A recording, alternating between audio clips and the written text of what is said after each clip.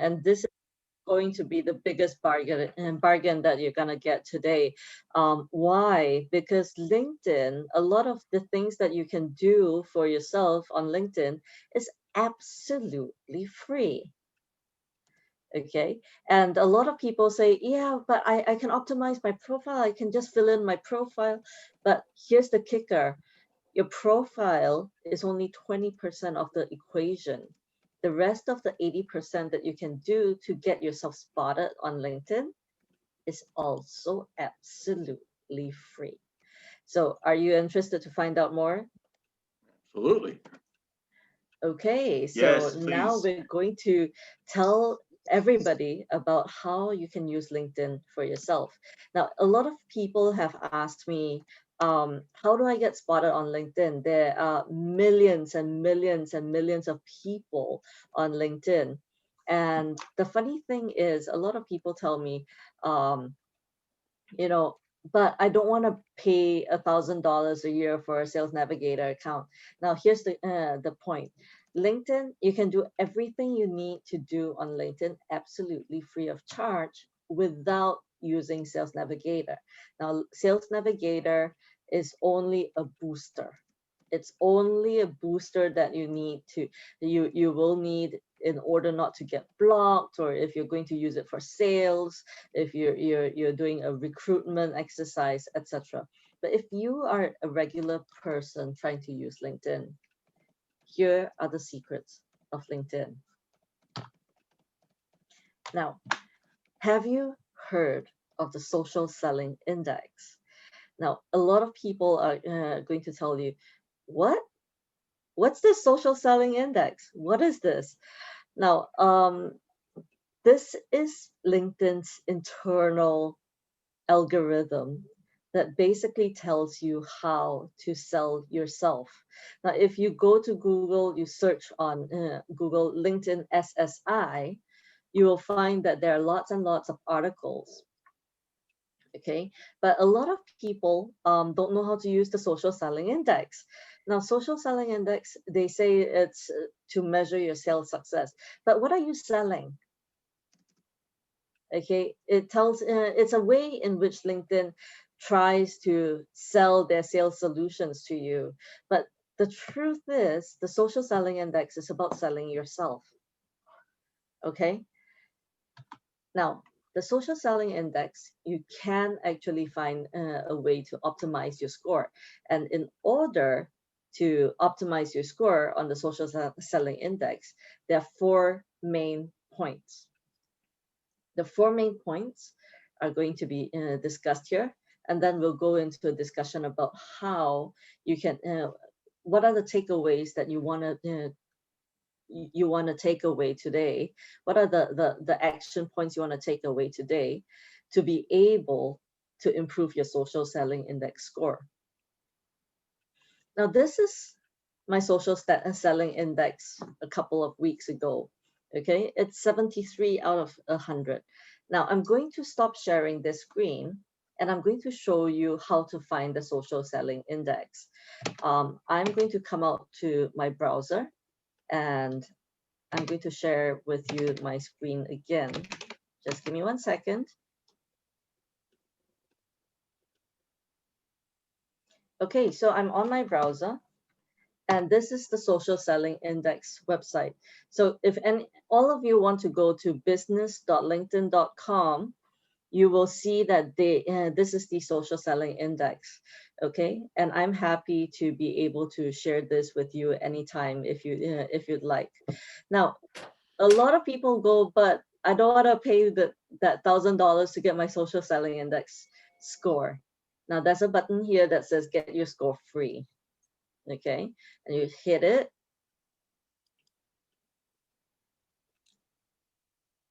And you will get your social selling index, which is my score is now 77. Okay, and in my industry, I'm the top 1%, but within my network, I'm only the top 6%. Okay, now this is how you get your social selling index, and you can see on the right side it says there are 4 components of your score. And I'm going to go through each part of each component such that all of you will be able to find out how you fare and how to increase that score for yourself. Okay, so it shows at the bottom of the page that people in your industry get about 26. Okay, their scores are usually around 26 out of 100. But because my network is full of very smart people, um, most of the people in my network have a score of 57. So I outrank a large proportion of the people in my network. I outrank about 94% of the people in my network. And why is that? How do you get that? How do you get to that score? So going back into the presentation, the first thing that you need to do is establish your professional brand. Now, how do you establish your professional brand? A lot of people say, "Hey, I completed my profile." Now, it's not only important to complete your profile, but actually becoming a thought leader by publishing the right posts. So you don't need to write an entire post, but you need to write out the things that you took away from that post. For example, I read Harvard Business Review quite frequently, and I read the McKinsey blog very frequently. I do not just post read this on my LinkedIn feed. What I post on my LinkedIn feed is these are the takeaways that I've gotten from reading this post on McKinsey or on thought leadership from Harvard Business Review. Now, by becoming that thought leader, by publishing meaningful and relevant information, it's important to always publish meaningful and relevant information. It's not there is no shortcut to caring about your content. Okay, so if you don't post content that you care about, it's not going to establish your professional brand. Now we talk about completing your profile. Now, one of the things that people fail to do is they don't think about who is the person looking at your profile, right?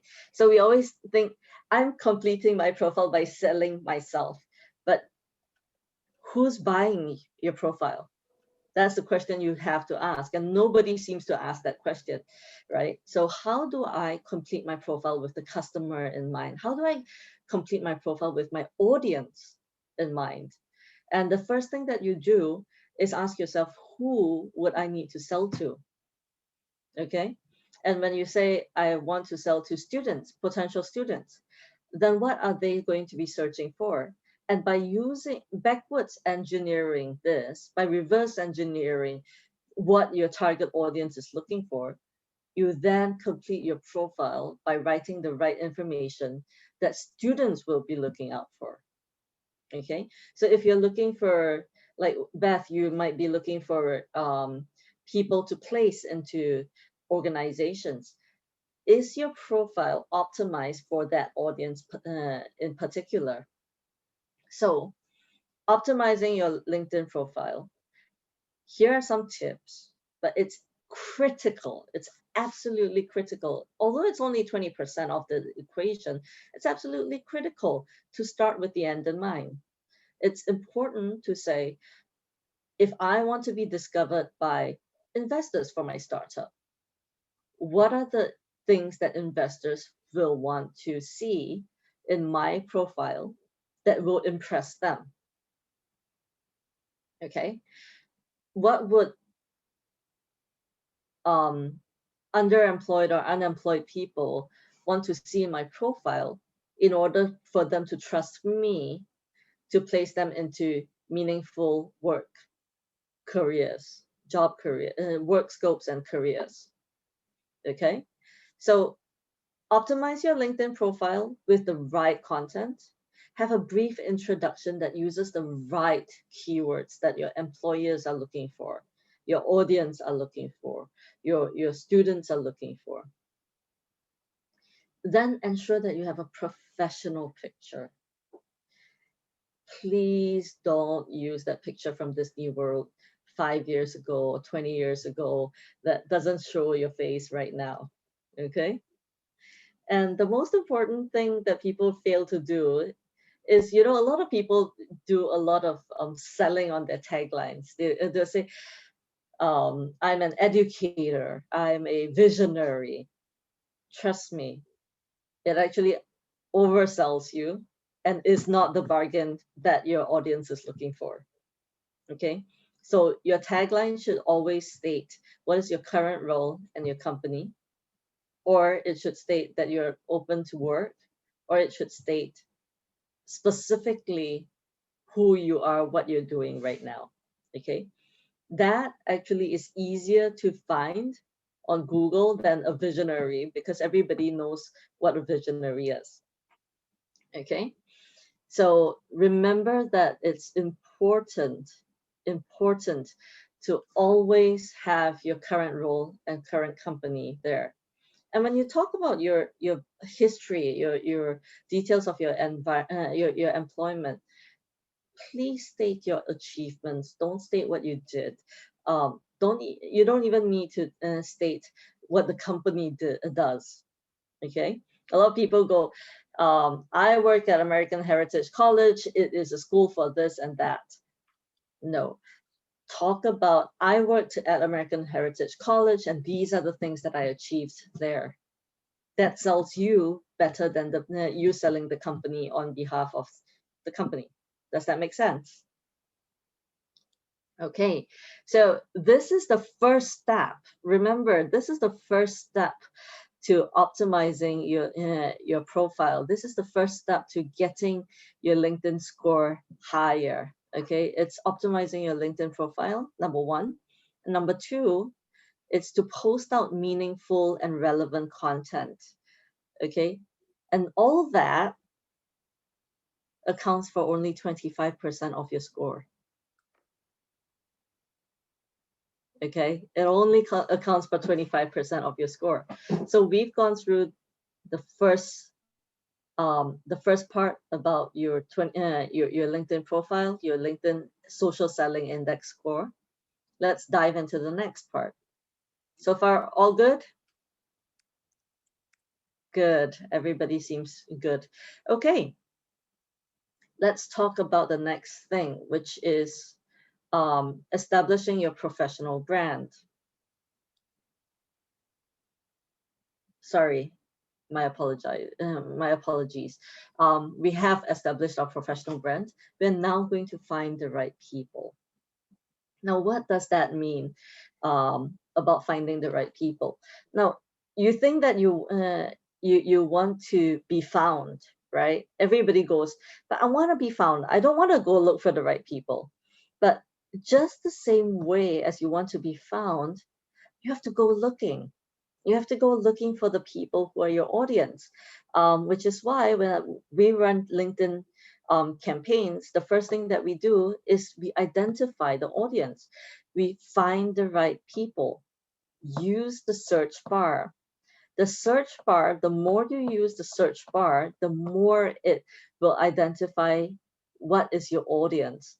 So don't go looking for your friends and family and spying on their profiles. I wonder what they're doing right now, or stalking your exes. What's my ex doing right now?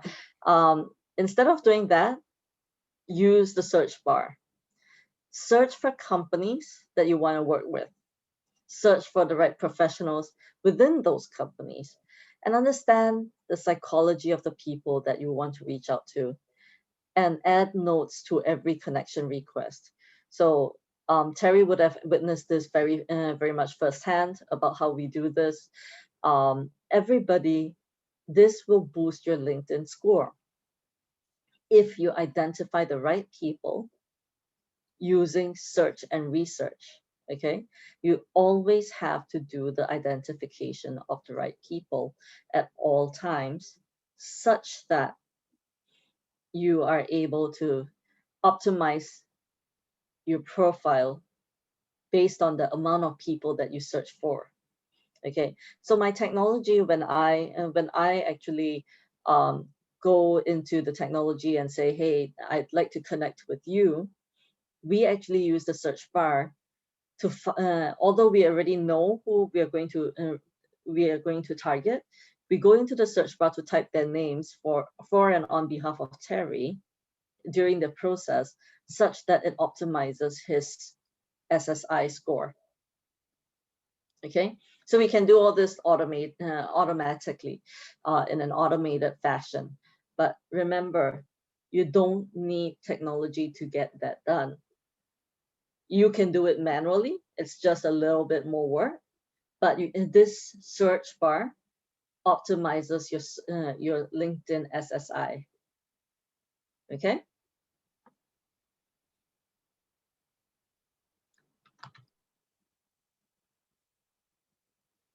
Okay. Engage with insights.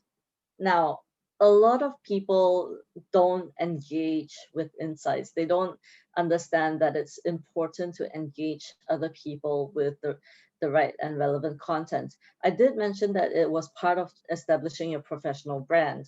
But now the thing about content, not only is it about relevance in the content, but it's about tagging the right people. Okay, it's very important to tag the people who will resonate with the content or are relevant to the content that you are publishing. Use hashtags. Don't overuse them. I didn't say overuse hashtags, but just use hashtags. Use a number of them, because the more people are able to search for your content and your content pops up, that's where you get insights. Okay. And content, LinkedIn is a great place where a lot of things, I say that LinkedIn is a place where the best content goes to hell. It goes to die. It's a grave. Um, it's a graveyard of great content. But if you use the right tagging and the right hashtags and the right keywords within your content, you'll be surprised at how your content will shoot to the top, and your social selling score will also increase accordingly. I used to have a social selling score of 89 many years ago, because I used to be writing a lot of content. But these days, because I run LinkedIn campaigns for and on behalf of my clients, I don't have the time to engage with insights as much as I should. Now, the last part is about building relationships. Did you know that LinkedIn actually checks on whether you text people on their platform? So when you see that people are having promotions, jobs, new appointments, congratulate them. Send them happy birthday wishes. Trust me on this. Okay? That's the first thing. The second thing is LinkedIn also notices if you have the same conversation with various people, as if you're automating that conversation. So have real conversations. Say, hey, how's it going?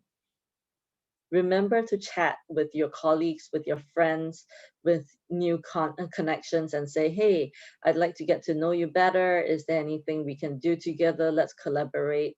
So share the posts that your connections share as well, and find the right key decision makers. It's important to identify key decision makers, and all of you are key decision makers. Okay, don't just go after the people who are your friends, your peers, but go after CEOs of companies and say, hey, is there something I can do to collaborate with you, to work together with you? Okay, so now that we've gone through the 4 aspects of of the LinkedIn Social Selling Index score, I'm going to stop sharing and I'm going to start opening up the floor, um, and ask everybody, what are your takeaways from the LinkedIn Social Selling Index? The first thing is, what are you going to commit to do to optimize your social selling score? Okay, that's the first thing that you're going to talk about. The second thing, No, actually scratch that. The first thing you're going to do right now, everybody open a browser and type in business.linkedin.com and tell me your score. Anne, could I ask you a quick question? Sure. Hi. So on LinkedIn, I use LinkedIn for a lot of content and I've gotten a lot of, but I have my consulting company for school is called Innovations Education Advocacy Group. So of course I have a different content guy now, but my first content guy had me do that page after a 25-year career, having been me as an educator, professor, and he did a separate page for innovations. But whenever I post content on innovations, it like falls flat. But my network personally is like 2,500 people. And if I post content on that, I get tons of comments and hits and tags and all that kind of stuff. So I've pretty much given up on doing the innovations consulting page because it seems that everybody who's connected to me is more interested in what I'm doing as like an educator, public speaker, author from my personal page. And I don't know how to bridge that, to shift that, or even if it's necessary. I've just kind of given up on working on the innovations page and I just now stay with my personal page. That's a great question, Hope. So there is a very big difference between a personal profile as well as a business profile. Now, the LinkedIn Social Selling Index goes on personal profiles. Okay. Okay. Well, that's why I get more people with that, right? Exactly. And the business profile pages require a lot of LinkedIn content strategy work in order to get connected to the right people. How many times do you see a LinkedIn page being liked by over 100,000 people? Very few times. Most of the times you get 200 people liking a business page. It takes a lot of work. It takes a lot of understanding of the LinkedIn algorithm in order to optimize a business page. But today we're actually touching on a personal page basis, which is the social selling index. So I'm going to ask everybody to go ahead. Thank you. Ed is showing off his score of I'm sorry, Ed, can you type your score into the chat box? I can't actually see. Is it 39? Yes, okay. And what's the website again? It's business.linkedin.com. And will it, if I'm just open on LinkedIn, it'll just come up for me? It should come up for you and you just hit the button that says get my score free. Let me see here. Okay, do you mind if I share my screen? Sure, please, by all means. Okay, well, I don't know if I can do that because it's your, well, yeah, actually I can. Okay. I'm showing it to you right here. Yeah, I'm not coming up with that. So this is when I typed in business.linkedin.com. Okay, go to sell, view sales solution. Okay, and then oh, interesting. It says start your free trial. I have a premium account, so I don't know why. Yeah. You have to have your account open. Oh, let me do that. Okay.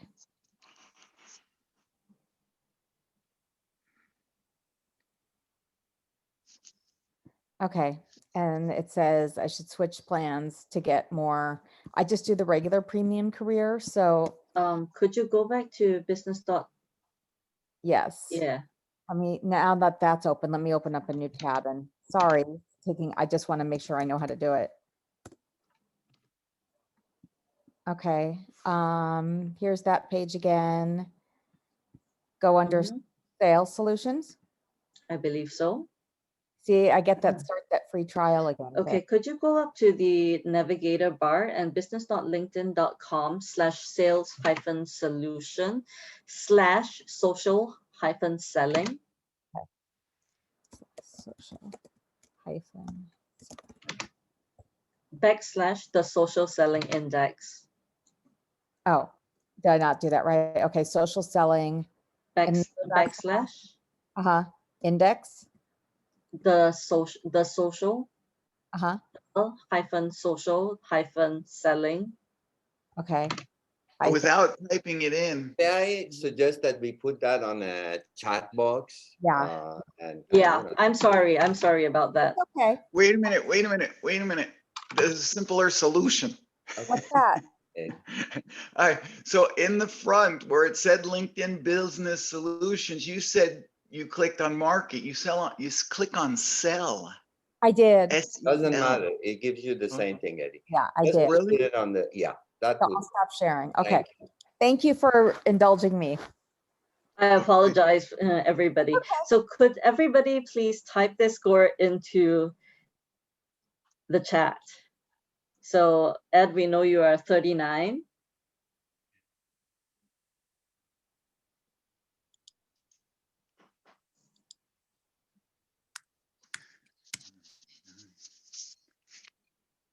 Well, Abdi, you're 62. Well done. That's not good, is it?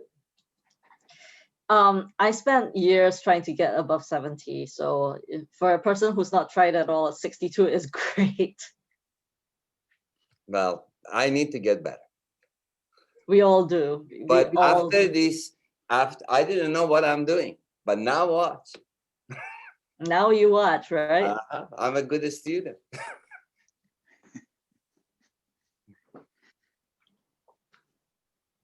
Okay. Do we have anybody else who's going to type their score in? I still can't get it. It won't let me access that page. It just keeps wanting me. to- Mine's thinking.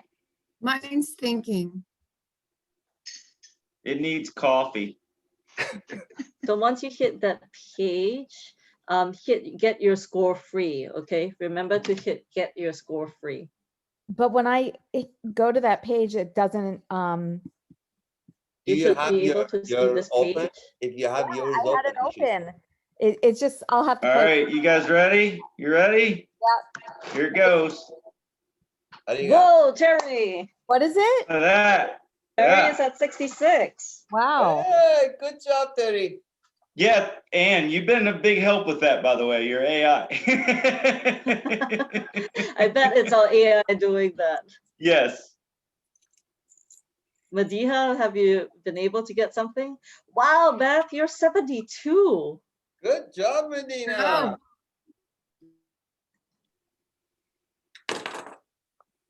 Well, it might have something to do, Ann, with the fact that I'm on it 10 Dying. hours a day. I'm sure that's part of that. That's probably it. It won't give me my score. I've just done it like 20 million. It won't give me my score for free. I don't know if that's because I'm already a paying customer, so they think they can get more out of me, but they won't give me my score. I have to pay and start the free trial to get it.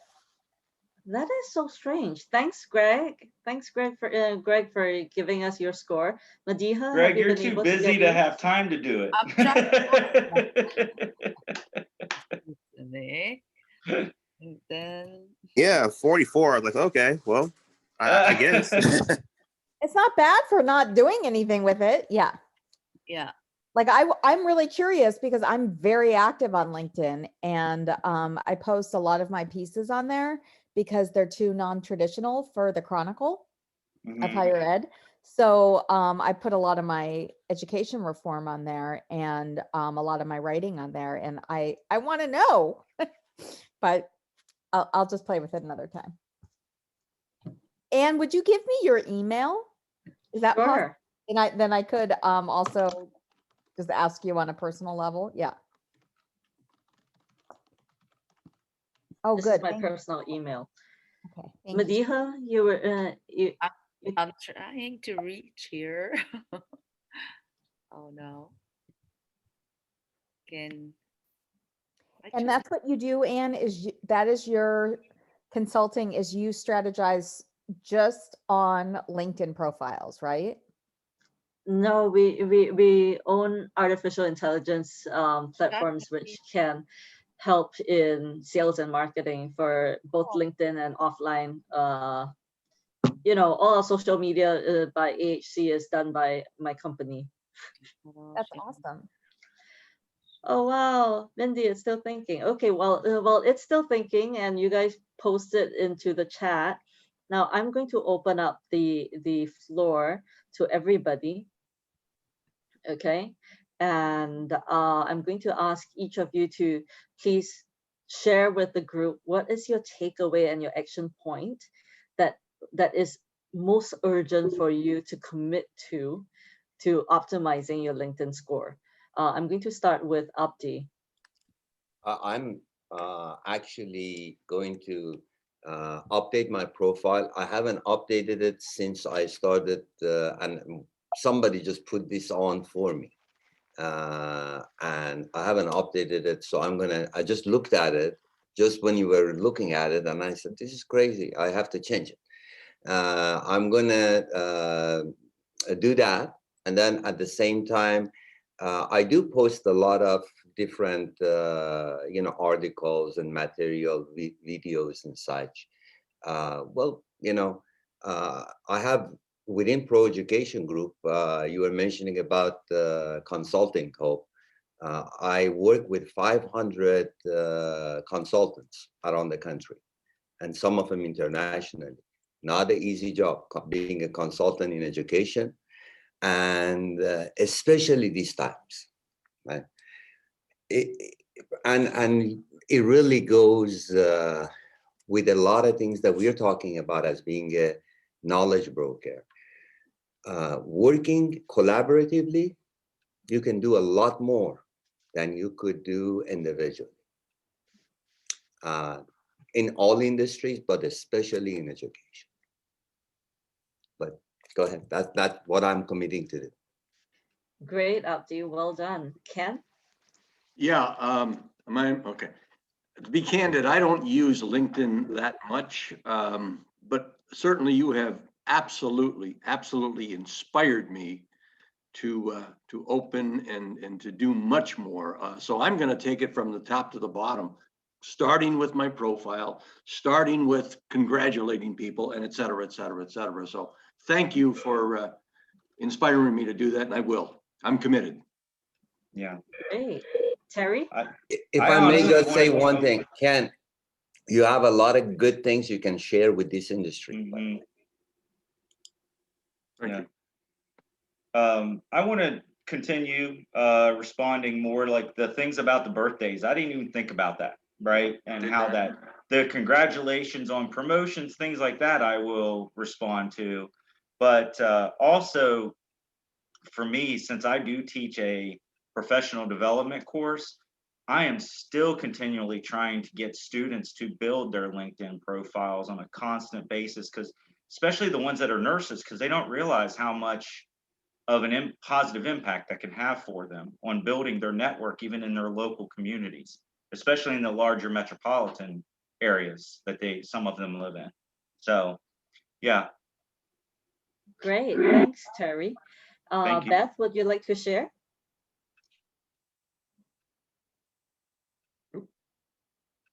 Beth, you're on mute. Oh, sorry. My husband was asking me a question. Okay. So what was the question again, Anne? I'm sorry. What are you going to commit, and what action points are you going to commit to within taking from this course? Oh, well, certainly I'm going to watch that selling index, because this is the first time I've ever known to even go there. Thank you for that. I think just continue to build more relationships. That's my strongest. It was 27% out of the 4 areas. But yeah, I mean, it kind of goes without saying, in recruiting, you have to build relationships with your candidates, with your clients, with other recruiters. So yeah, I'm on it probably 90% of the day for my biz. So, and I think I'm going to just continue to build. I probably have 5,000 connections right now. So That's amazing. Continue. That's great. Madiha, what are you going to commit to? Yeah, I'm sure, like I will continue on building relationships with others, because I do have a, ground of really connecting, but I've been taken away, from distracted in other things. but I am sure that this will be a very good tool for us, really, like to have my selling, index, like just get increased, because I know that I got it, but I'm trying now to look for it. I couldn't find it, but I just read it yesterday. So, usually it pops up on my email, and it comes to say, the selling index, how is it? So I'm committed seriously to really take it more every day, to start getting to people, as we said, to congratulate them on their birthdays, or even some achievements, because there are some other people, they come and they say that, hey, we have done this, this, this. So you always want to really say congratulations. And I'm sure many people, they use it on private messaging. Sometimes, like you expect people that they send to you on your iMessage, but they say, oh, hey, I use LinkedIn, not the iMessage. So you always say, where is this person? And then he said, no, I'm using LinkedIn, not the iMessage. So that tells me too, I have to keep an eye on it every day. So it's like, again, it's a commitment. It's just like you need to have a everyday 1 hour on the LinkedIn at least, to really reach out for people. Believe me, because sometimes I feel like even my profile now, I need to change it. I know that I have to get in and just do it, but I didn't have the chance and time to do that. So let's make the time for it. So I'm committed to do that, and you will see better results next time, I'm sure. And I'm Absolutely. going to ask my content guy to find my social index. Yeah. Like, hired because I don't have time with my writing to then go posting, and he's making an Instagram, and I just discovered that they have these people that do that, and he has a master's in rhetoric. And so he reads my writing and then he'll repost or repurpose or start spreading it, where that takes, like, I was trying to do it myself, and like Madiha, I was trying to do that myself with my writing. And I mean, it's Beth, like, you're not kidding. It takes like 8 to 10 hours. It's a total time suck. So I actually hired someone just this year, and I got a really good deal, because I said, can I pay you all at once? And so he was a referral from a friend. And so I'm going to have him figure out what my social index is, and then we're going to work on it. Absolutely. Thank you, Hope. Mindy, would you like to share? Sure. Mine's going to have a diagnostic run on it, so to speak. I need to look at it. I need to do a major refresh. It's just really stale. I'm not optimizing it. I'm not leveraging it. I did want to ask you though, Anne, if you have a sense of what sectors or what kinds of businesses are most active on LinkedIn. I will say the internet sector is one of the most active on LinkedIn. If you look at the Californian information technology and services sector, as well as the internet sector, it's exploding. If you look at the number of people there are over 500,000 people in individual in that individual sector just in San Francisco alone. Okay, so that's a massive group of people, and I can do all the diagnostics in terms of the target market for you, the statistics for you. If you'd like to, just reach out to me anytime, and I'll be happy to do it for you. Because I ask you, because I don't get a sense that higher ed uses it as much as some other businesses, and I just wondered if that's true. Higher ed uses it quite often. Let me just share with you a little bit, if I may. This is, anyway, I don't need to. But the fact is, higher ed uses it quite often, but not for so much of selling, but for connecting. I use it for the consulting a lot of time. My aspects is I get feedback from people. So that's how I get to serve my clients in the best possible way. Because I have a group of people that I can ask them, hey, here's what your thoughts. Tell me what you think. I'm planning to do this. And I get great feedback.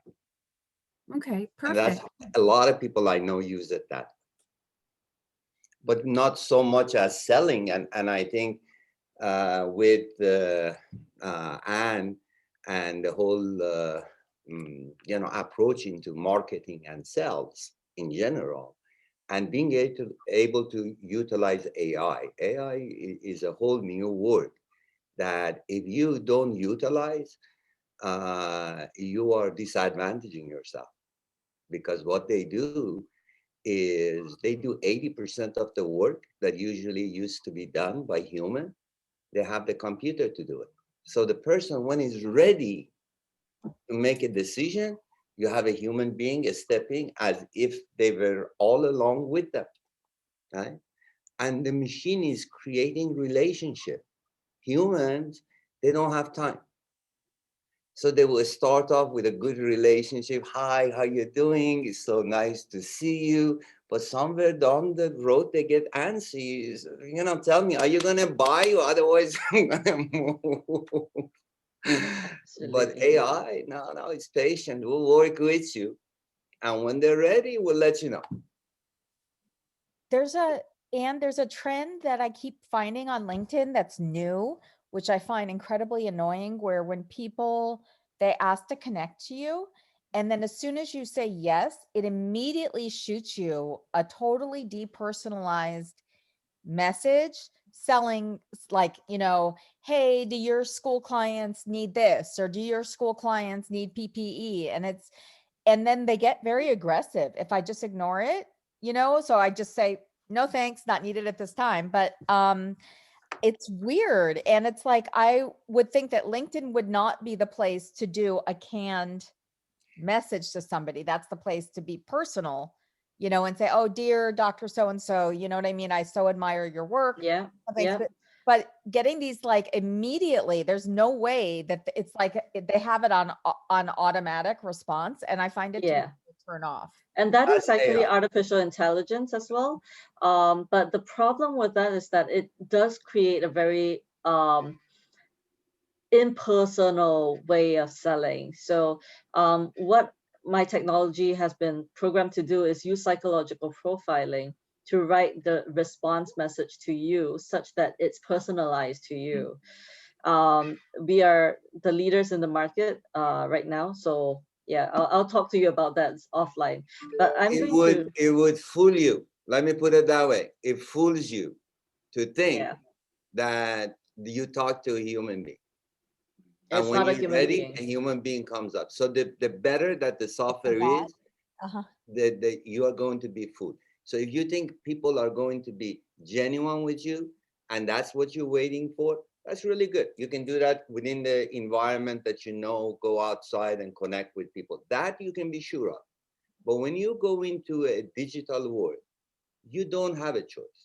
Mhm. What you have choice on to who you want to work with and who you want to ignore, right? Just ignore them. I do that at the same time. People, I have 24,000 connections, right? And all of them are in education. Maybe a small percentage are not, right? I will tell you, I still get all kinds of things you're saying. Just ignore them. Don't let them bother you. Don't even respond to them. I'm going Because to once pass you the respond, mic it's the over. computer responding back to you, Yeah. and you're getting ignored and irritated. And the computer is programmed to just connect with you. Mhm. Yeah. Well, Abdi, I'm going to pass the mic over to Greg and ask Greg to share with us what his commitment is going to be. Absolutely.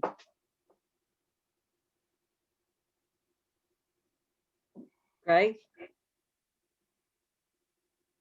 Hi, can you hear me? Yes, we can hear you now. Okay, sorry. Trying to get away from the family, so we're not hearing young kids.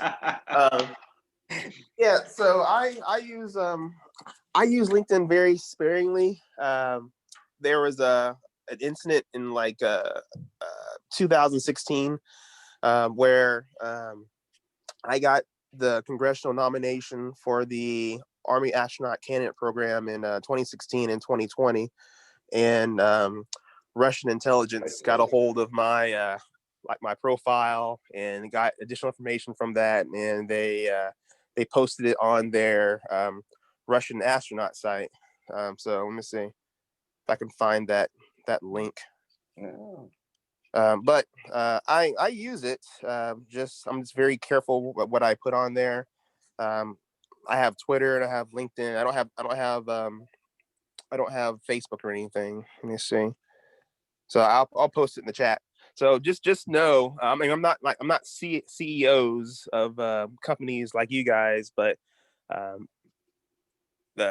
Russians do have a somewhat interest in the things I do. So I kind of have to keep it very not minimalistic, but just things that are public knowledge anyway.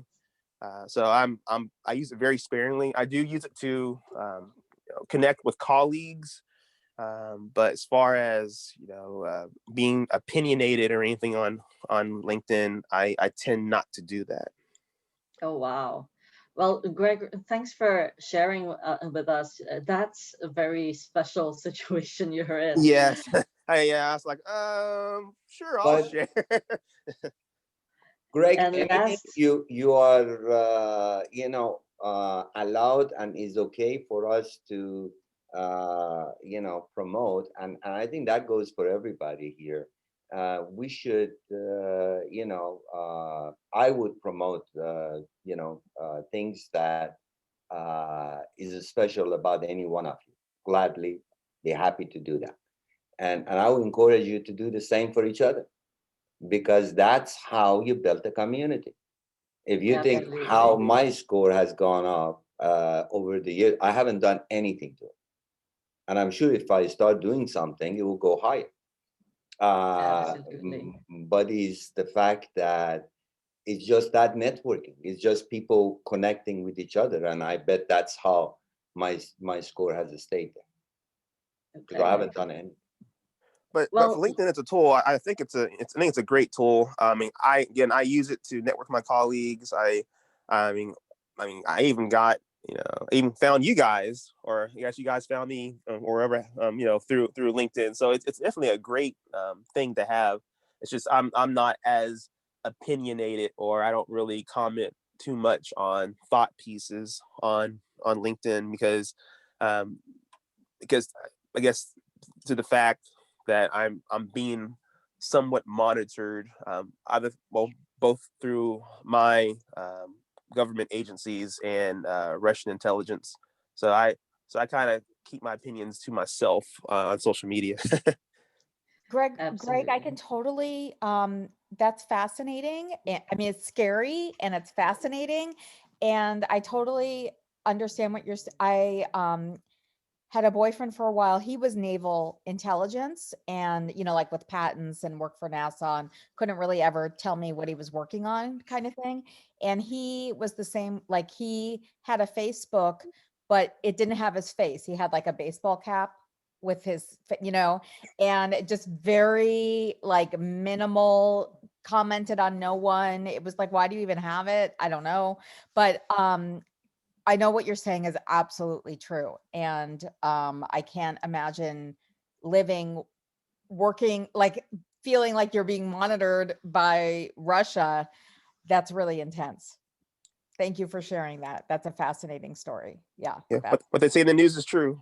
Russia intelligence is trying to get information on people. And they got it on me.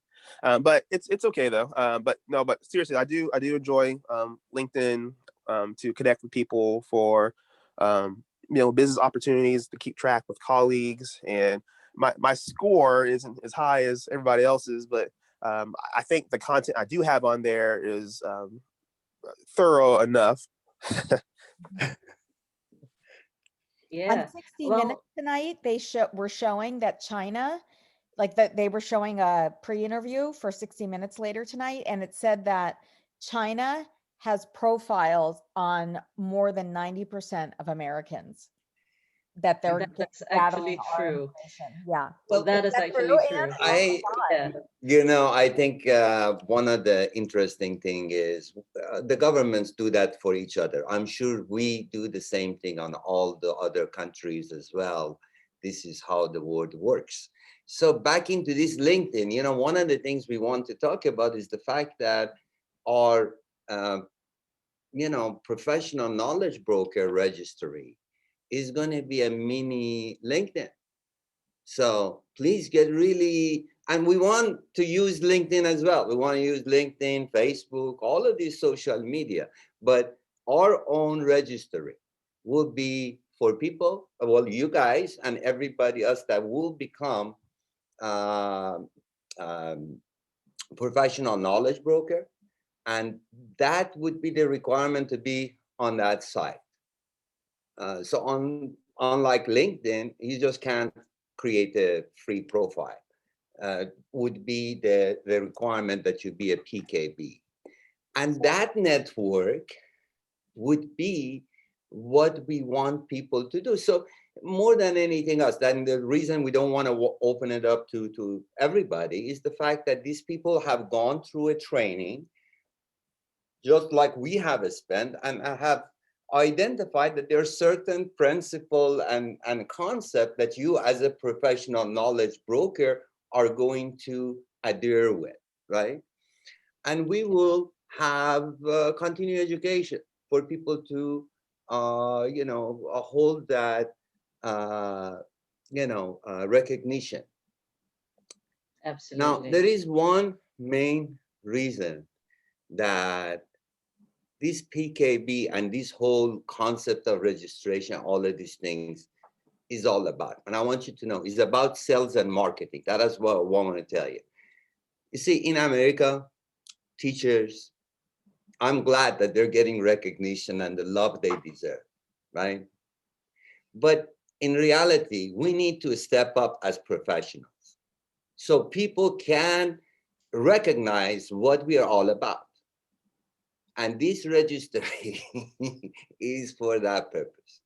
And it's not only limited to America. I would like this to be expanded to all over the world. So people can, network, work together so they can better serve their students, right? That's what this part is. So we can actually not only teach people what you need to do in selling and branding yourself and reaching out with variety of tools, but we are going to actually put in their hand, digital social media outreach tools to make this journey possible for them. And Abdi, what platform are you going to use for the database for visiting professors or knowledge brokers? Are you going to use like a regular platform, or are you going to use a proprietary platform? We are in process of developing that. We have developed several different websites that are going to support this main site that I'm speaking with you, but it will be a very safe environment, because safety and making sure that and thanks to our School of Technology, we make sure that all the encryptions and the up-to-date safety are in place, so people can share their information and provide all kinds of data. Now we still have to worry about characters from Russia, China, and all of those, because doesn't matter how good you get on one side, they're going to get better. Abdi, that's ongoing. Yes. Let's not forget the School of Transformational Management being part of that too. Yeah, well, she started the AI. I'm gonna blame her for it. Well, I'm actually before we end this, I realized that we haven't asked one person to share, and that's Ed. So Ed, would you like to share what you're going to commit to in terms of improving your LinkedIn social selling index score? You're on mute, Ed.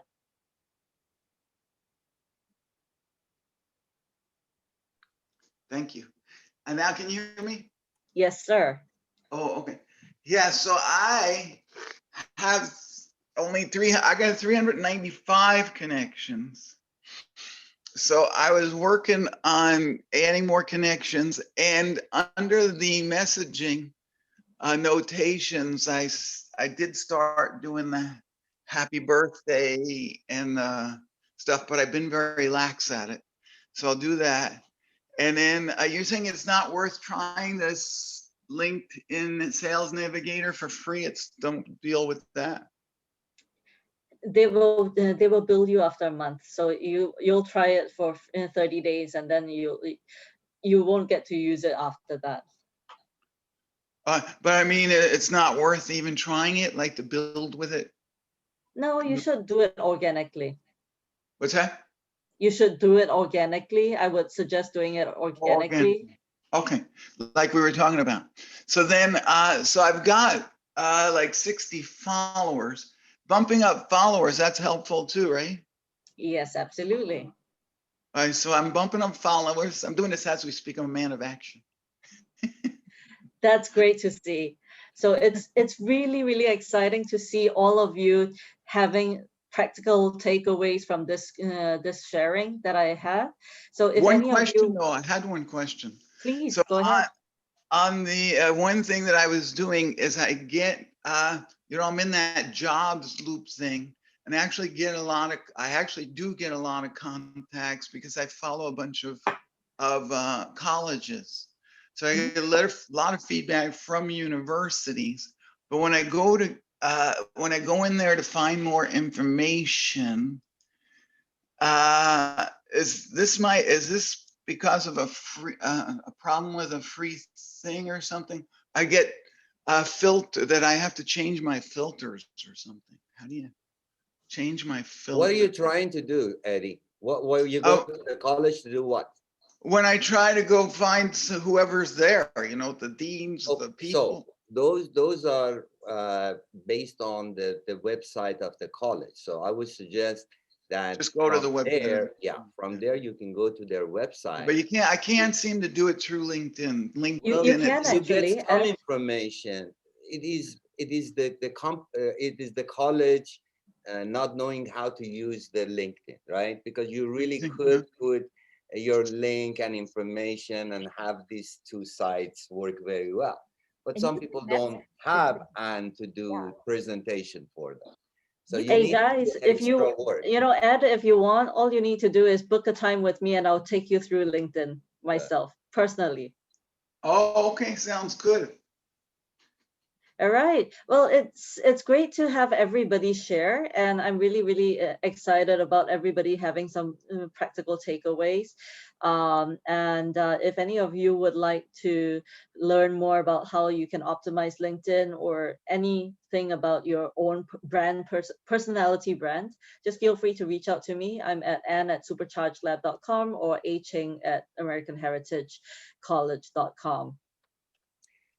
Thank you very much, and I appreciate the presentation.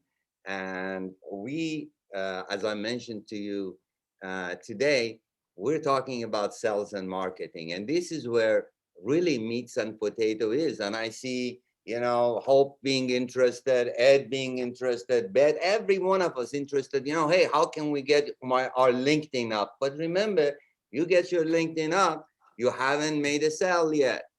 These are tools that you need to have in place before you can make a sale. And remember, the sale is about a bargain. You are talking about, you know, you want to sell to schools, right? These are sophisticated people. Whoever you see today is far more sophisticated than ever they've been before. So first and foremost, you have to be genuinely interested in your customer. You have to have an added value for them. You have to know what they need are. Don't create something and say, I am so smart, I'm going to put it out here and say, come and get it. It doesn't work. You have to know what your client is. What do they want? And then set your service, set your product to be unique. You need to have a unique selling proposition. Why should I buy from you when I have so many different choices? What's unique about you? What makes you and your product, your service to be different than everybody else? Just don't say, I am doing this. Yeah, there are 100,000 people are doing the same thing. Why should I choose you? Now, look at this. There are three things that you need to know if you want to be successful in any kind of business. Most most businesses pay attention to two of them: what and how. What is it that we do? What industry do we belong to? What service do we provide?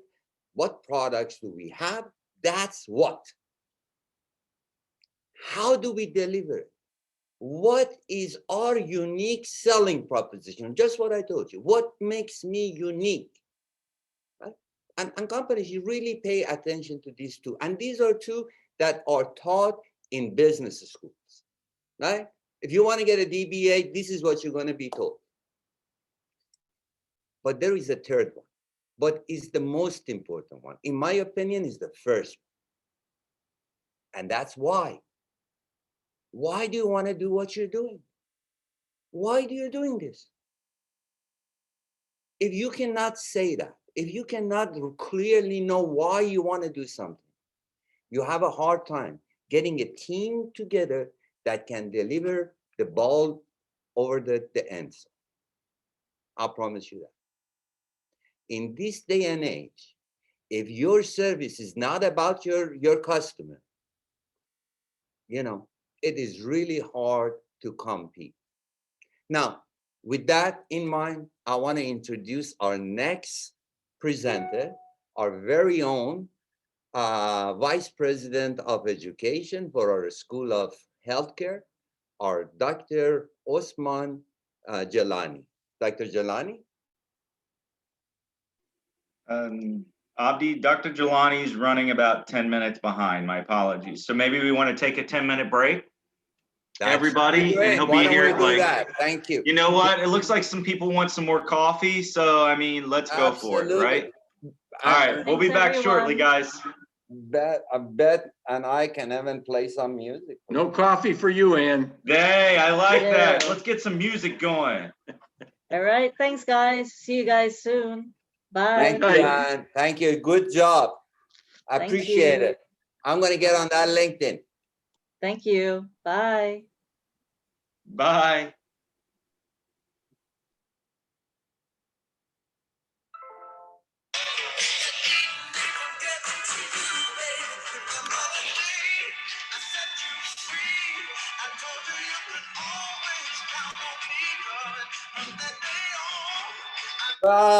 I'm having a lot of fun, Ken. Hey, this is great, guys.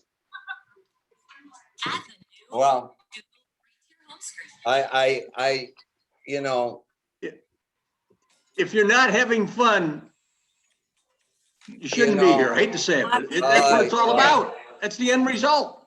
Absolutely, absolutely. Dee, this is for you. Life is too short. I remind myself every day. Life is too short, and this may be my last day. That's why I like to see the sunrise and sunset. It doesn't matter where I am in the world, right? Those period of time, I don't set up anything. Right. People that work with me and know me, they know that. It has to be really emergency something, and I even try to set that up at a place where I can see the sunset. That's right. I'm going to excuse myself for 5 minutes. That's so wonderful. Right. So, Miss Madiha, what are you doing, my dear? Everything going well?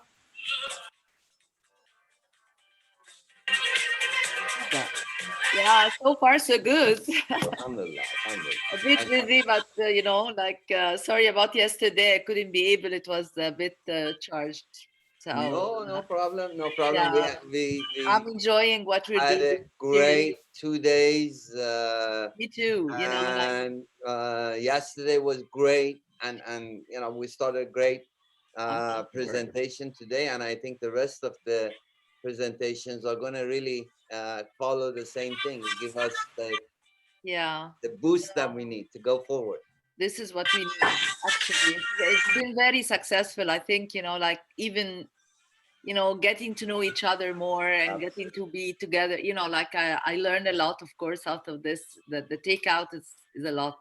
It's not just the materials. It's just like being together at the same time, committed, all of this, despite the fact that not all of us are here, but still I know that everybody's got the same feeling, you know, like they want to be there, but they're somewhere else, so they couldn't be able. Absolutely, So that's how we absolutely. feel. And our goal, as it is for the, I'm sure many companies and individuals, Yeah. is to have opportunity that we have a hybrid model where we get to work together, to come together, to accomplish things. Exactly. Obviously, it's nice to have the ability to do it through an online setting, a virtual setting, because then allows us to travel, to be working together from all corner of the world, to You want to do bringing that? the very best Yeah. talented people together. So those are the benefits of having those virtual options, right? Yeah. It expands possibility in a tremendous and enormous way. At the same time, I agree with you, need that interaction. It is good that we have these settings, and I am thankful to God for it. But still, is important to come together. That energy to be in the same room is something we all need as social individuals. Yeah, absolutely, absolutely. But it's good always to see you. You and Terry always give us the motivation. So you are the behind the scene, as you could say. You are there, but you are just, you know.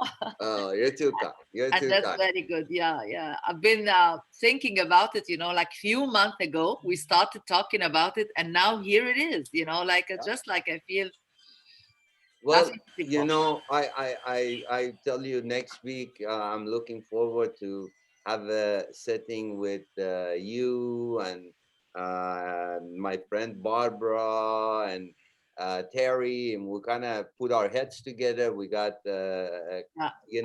April from School of the HR, and possibly John from a School of Music, to kind of put our heads together and think about a boot camp for you, right? Yeah, that's Then what we will I want. invite some guest speakers, right? I know a few. Barbara knows a few. You Yeah. know a few. I We're know a gonna few make as a well. Yeah. heck of a boot camp that we're gonna launch off Yeah. sometime in February or early March. Yeah. Yeah. Okay, Yeah. but next week we'll figure it out. Yes, exactly. Hola, Yeah. Thank you. And Beth actually keeps giving us I want Mandy to hear this, right? So what we were talking about with this young lady was the fact that we're gonna do a boot camp for a school of nonprofit organization. Yes. So we want to have it like in end of February or early March. And next week we're gonna get together with Mediha and Barbara, the lady that was on the call from Florida last week, and April from the School of the Human Resources, and John from the School of the Film, and you're more than welcome to join us, because we want to build this class, and we want it to be a solid class for nonprofit organizations. Yeah, There especially are so many of them, there's a lot of all over the world, all Yeah. over the world, that they do need to know best practices so they can serve their community better. And I agree with you, you know, like when you said you were talking about selling and marketing, sincerely, yes, there are many, they do not know how to do that, and they fail at the end of the road. Absolutely. And I want to tell people, if you believe in what you are doing, if you believe that you have a product and a service in hand that can help somebody, I want to teach you that if you don't do it, you are guilty. You should morally feel wrong about it. Absolutely. If I can help people at the time, I don't want to say anything, but I really don't need to work. I can lay somewhere, I don't eat a lot. I don't need luxury or anything. I can, I have a comfortable, keep myself busy. I enjoy nature, and, I could be fine the rest of my life, but I feel guilty. so many people out of work, so many people unhappy. I can't just think of myself. Yep. And Exactly. that's what people should feel if they believe in what they do. If they believe in what you do, then it's not self, it's responsibility.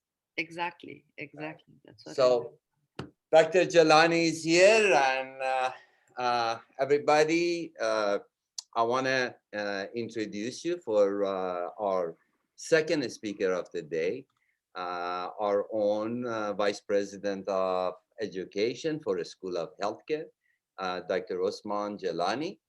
Dr. Jalani? Hi, everyone.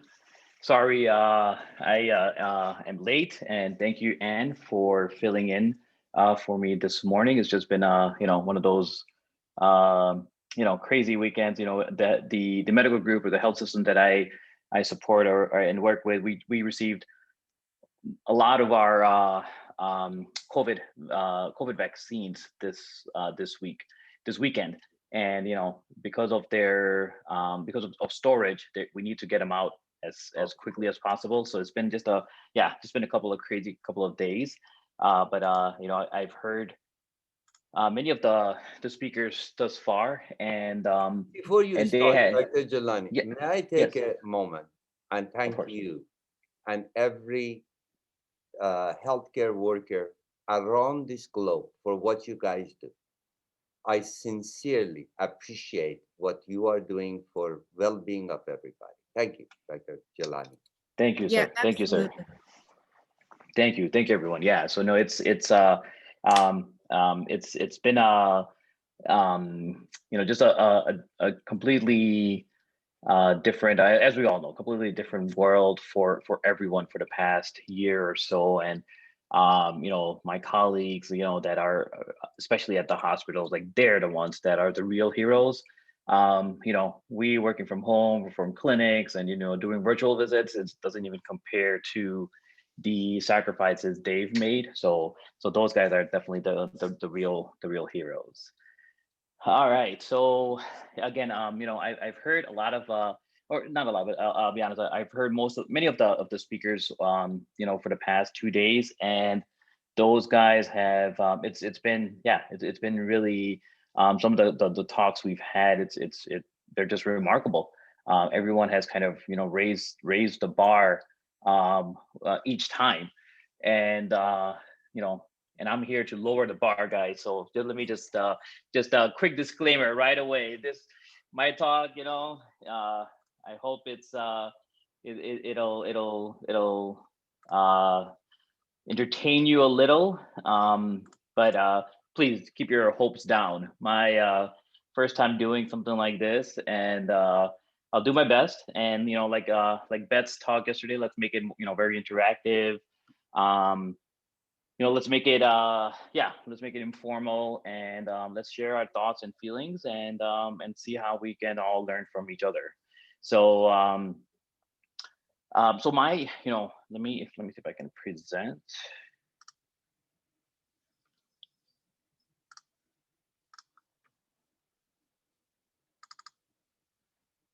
All right, let me know if you guys can see my screen. You guys can see my screen? Yes. All right, cool, awesome. Yes, and So I love it. It's gorgeous. It's a beautiful image. Yeah. oh, thanks. So I was talking to Beth and about what my my topic should be about, and I wasn't sure, to be honest, right? I wasn't sure what I should speak of, and so Beth kind of helped me with this, and again, thanks to Anne, she kind of put it all together. But we live in such a we live in a world that we are always just always on a run, right? Like always trying to keep, stay caught up or trying to catch up. And sometimes we forget about the importance of being an individual, being a human being for others, right? I mean, yeah, we all have our own situations and circumstances, and it's hard, right? It's sometimes it's just hard to even think of someone else, or because you're worried about yourself. I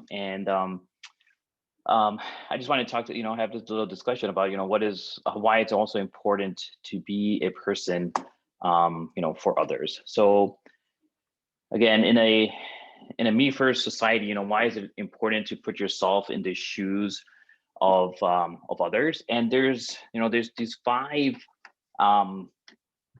you can call them powers, you can call them 5 tasks, you can call them 5 qualities that I want all of us to kind of just discuss today.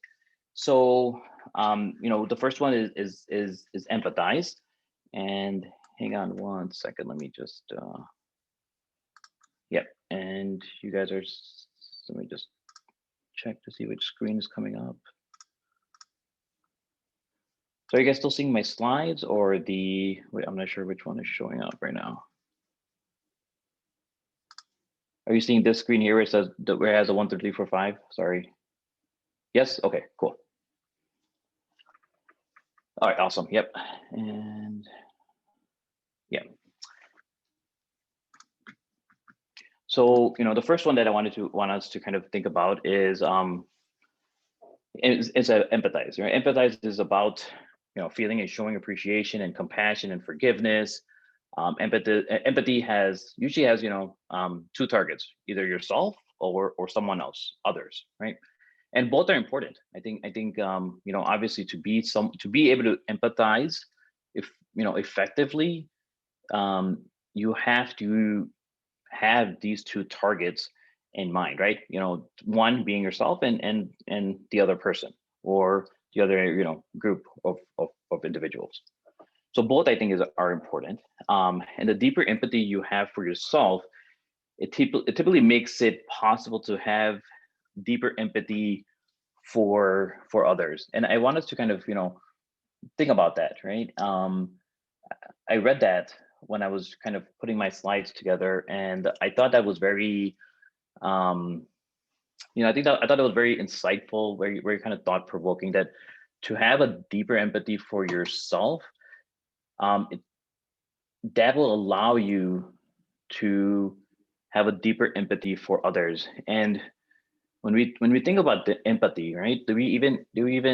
It's always when in the past, like I've always thought about empathy, having empathy for others, but I never thought of empathy, for yourself. So that was something I just thought was kind of interesting and a little thought provoking.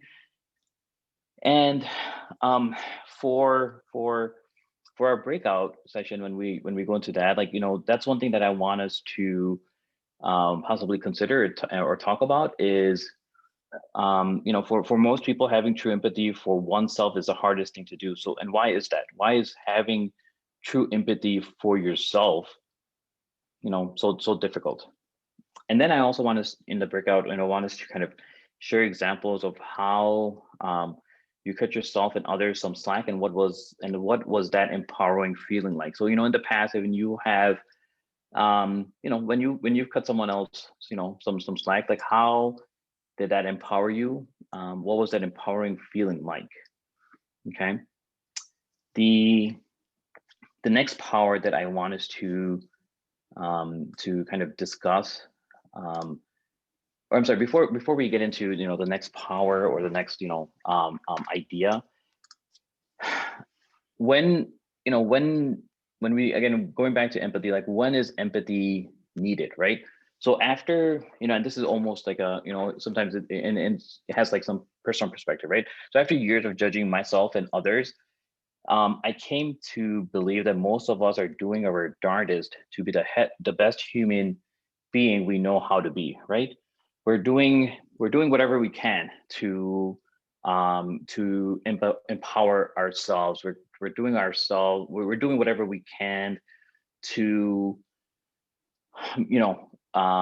better ourselves. But but in that process, like we judge, right? We're normal. We're human beings. We judge ourselves and we judge others, and that's when I came to believe that most of us are doing whatever we can to be the best human being that we can.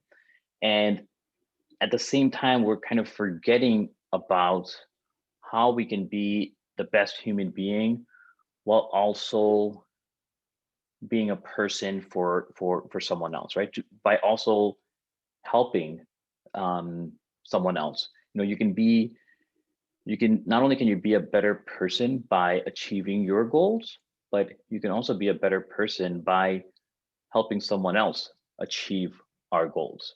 And you know, and this was one of the reasons what attracted me to the American Heritage College was after speaking with, you know, with Terry and Abdi, you know, that was kind of our you know, that was kind of the discussion we had, was that, you know, how can we, you know, as a college help others, at the same time helping ourselves, you know, better, you know, better them and better ourselves. So that was, you know, one of the big things that kind of attracted me to the American Heritage College right from the beginning. All right, so yeah, so again, after years of judging, you know, myself and others, I came to believe that that most of us are doing the best we can to better ourselves. We are all imperfect, right? All of us. We fall short of our ideals almost all the time. At least, you know, at least a lot of times I do. And as a result, we are badgered by our own and others' judges almost constantly, right? Because we fall short of our ideals. As a result of that, we are badgered. We are kind of faulted by our own and the judgments of others. And I think that is something that we need to overcome, right? As not as this group here, but just as a humanity almost. So before we move on to the next, you know, power, what I want you to leave from this, you know, this topic is, or this first topic is, you know, let's cut ourselves and somebody else some slack, right? That's, I think that's all I want you to leave from this first slide, is walk out from this slide is just, you know, learn how to, let's cut ourselves and others some slack. And again, for when we get into the breakout, like, you know, those are a couple of the topics that I would like us to discuss as a group. The next power now that I want to talk about is explore. And Terry, if you don't mind, just kind of keep me just do a time check for me. So I can I'm sure I'll forget about or lose track about the time. So just give me a time check if when possible. Okay, we can do that. Thank you, sir. So the next one, yeah, I want us to kind of just think about is the power or the quality of explore, right? Exploration, right? As a child, and I see this now with my children, and I'm sure, you know, the children that you guys have in your lives, you guys probably see this now, right? That as children, we all knew how to explore in a pure way, right? Not just explore, but explore in a pure way, experiencing great curiosity and fascination with just the discovery, right? The whole process is so fascinating for a child. And the pure energy and emotion that exploration generates is based in curiosity, openness, wonder, and fascination with what is being explored. So when we you know, when we break out, when we get into breakout, like I want us to think about what more can I discover, right? Like that's what I want us to all think about, is what more can I discover? Like we may have, you know, we may feel that we've discovered everything possible about ourselves that we can, but you know, let's see what else can we discover. And then, you know, when is exploration needed, right? So exploration is helpful when understanding a problem or situation more deeply, that could put you on a better path forward. And now if you know, think about that and put that into a perspective of being a person for someone else, or being a person for others, this exploration can have many manifolds, right? Exploring is helpful when understanding a problem or situation more deeply, that could put you on a path, a better path forward. And most of us draw conclusions, right? We draw conclusions, we devise solutions, and we take actions before we adequately understand the situation through exploring it fully. And this is something that I have done and continue to do, so much, right? I draw conclusions, and this could be because I'm impatient, or I'm a goal-oriented person. I want to accomplish the goal, right? So I draw conclusions, I'll devise solutions, and I'll take action. But then but then if you come back and kind of step back and think about it, like, did I adequately understand the situation through exploration to begin with? Maybe the solution could have been something different if I did some more discovery and some more exploration. So again, during our breakout, I wanted us to think about, what more is it that I can explore and I can discover for myself. The next, and if there's any questions, please, please feel free to stop me. The next power that I want us to think about is innovate. And Beth had her conversation or her talk yesterday, and she talked about thinking outside the box, and innovation, right? Innovation was part of that. Creativity was part of that.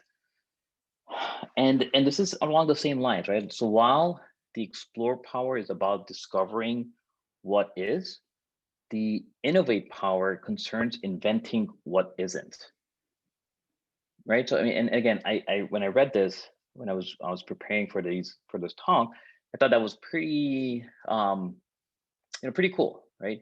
So while the explore power is about discovering what is, the innovate power concerns inventing what isn't. And do we again, this is going back to the talk that Beth had, right? Thinking outside the box, innovation, creativity, fascination, discovery, exploration, all that, right? When we are kind of doing a deeper dive into a problem, right? This could be professional, personal problem, anything. We do a lot of exploring of the power, like how did it happen, what happened, when did it happen, and then we look for the solution, right? But do we always think about how the solution may not even be created yet? Like, is there a solution that we can actually innovate? So that's what I think I want us to kind of just think about here with innovation is innovation is a power that concerns inventing what isn't. And true innovation is about breaking out of the boxes, right? That the same conversation we had yesterday, the assumptions and the habits that hold us back. A lot of us, there's many times that we have held ourselves back, or circumstances outside of our control have held us back.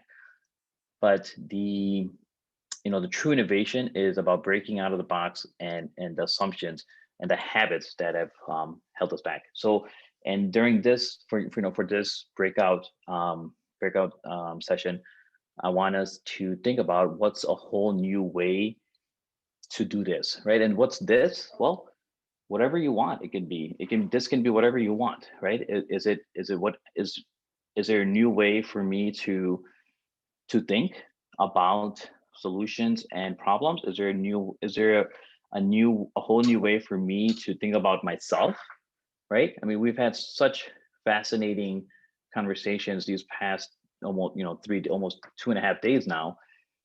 There has to be something that we heard or we learned that can give us that can enable us to even kind of create our new self, right? So that's what I want us to kind of think about for innovation. And then the next two topics are somewhat um, um, somewhat related. The first one is navigate, right? So navigation is about choosing between various paths and alternatives based on a consistent internal compass. The coordinates on this compass are your deeply held values, or what gives your life sense of meaning and purpose. So again, I'm going to repeat that, right? And when I'm going to hear this, but also keep in mind the topic of my talk, which is the importance of being a person for others, right? So navigation is about choosing between various paths and alternatives based on a consistent internal compass. The coordinates on this compass are your deeply held values, or what gives your life a sense of meaning and purpose. And this is where I want us to reflect, to think about, the first slide, which is the title, which is the importance of being a person for others. Again, as we are navigating our lives, we are so focused on ourselves, and not all of us, and not all the time. I get that, right? But once we have, kind of settled ourselves, accomplished our goals, then I think we need to start navigating our lives in the path of helping others. And if you keep navigating with this compass, your cumulative choices will generate, I think, the fulfillment that comes from living life in alignment with your ideals and principles, right? Because isn't that what we all kind of want? At the end of the day, we want an accomplished life. We want, accomplishments in our lives, and we want that fulfillment that comes from living life. So I think, the cumulative choices that we have made and that we will generate, the fulfillment that comes from living life in alignment with your ideals and principles, maybe by being a person for others. And I don't, and when I say this, I don't mean, you start right after my talk is done, you start and you just forget about yourself and your family, and you just go and become, the biggest, charitable person, you can. If you want to do that, more power to you. But that's not, that's not the purpose, right? And I'm sure you guys all get that, right? That's not what I'm saying. But what I'm saying is that, again, personally speaking, right? I've always just been so goal oriented, right? So focused, right? That at times, like, I didn't really live my life, by at times kind of, doing something for others, or enabling others, that as much as I wish I would have done. So I think that's what I'm trying to kind of, communicate here. And then activate. Activate is the last power, the last thought, the last step for us. Activate or activation is basically just moving into pure action. Move into pure action where all your mental and your emotional energies are laser focused on action and not distracted by anyone or anything else. That's when you click on the when you click on the activate button, and your superpowers go into effect, and you are enabled. You have that emotional energy, you have the laser focus, and this is and activate is something that I want us to do for ourselves, right?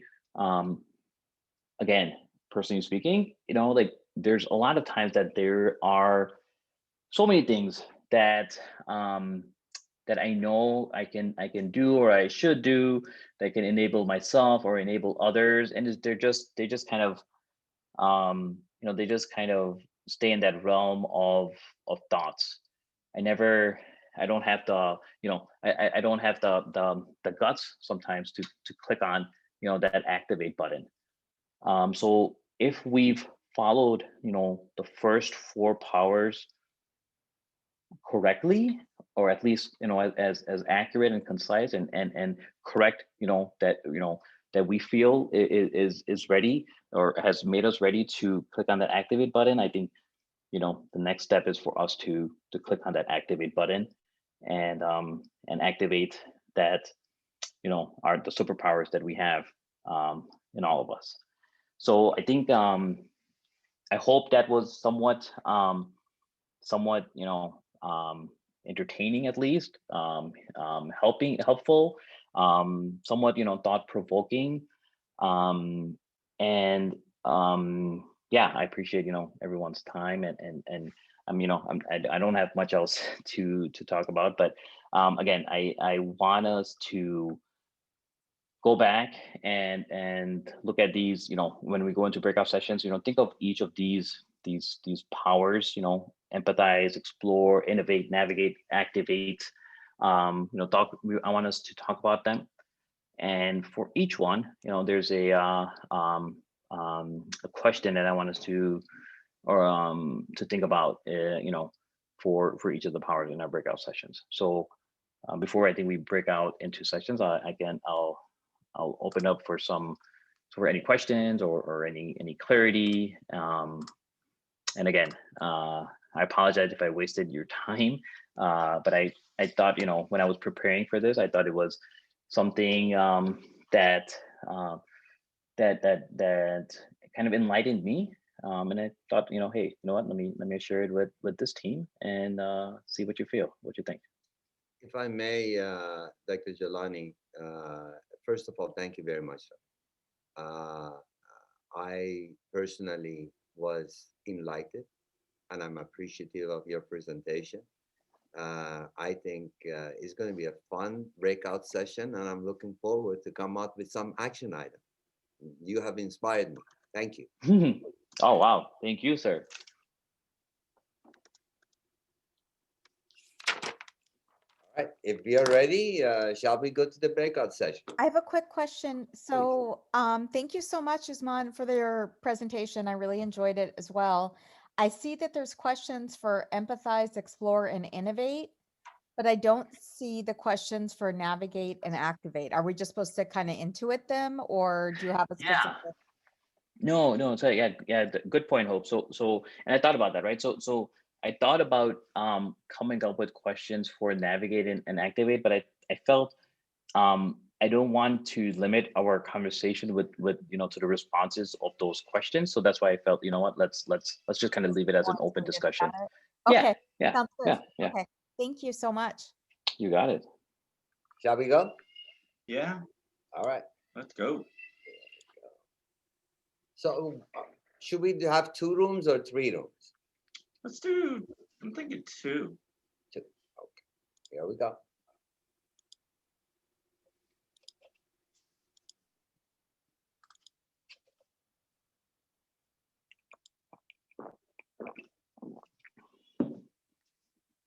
Hey.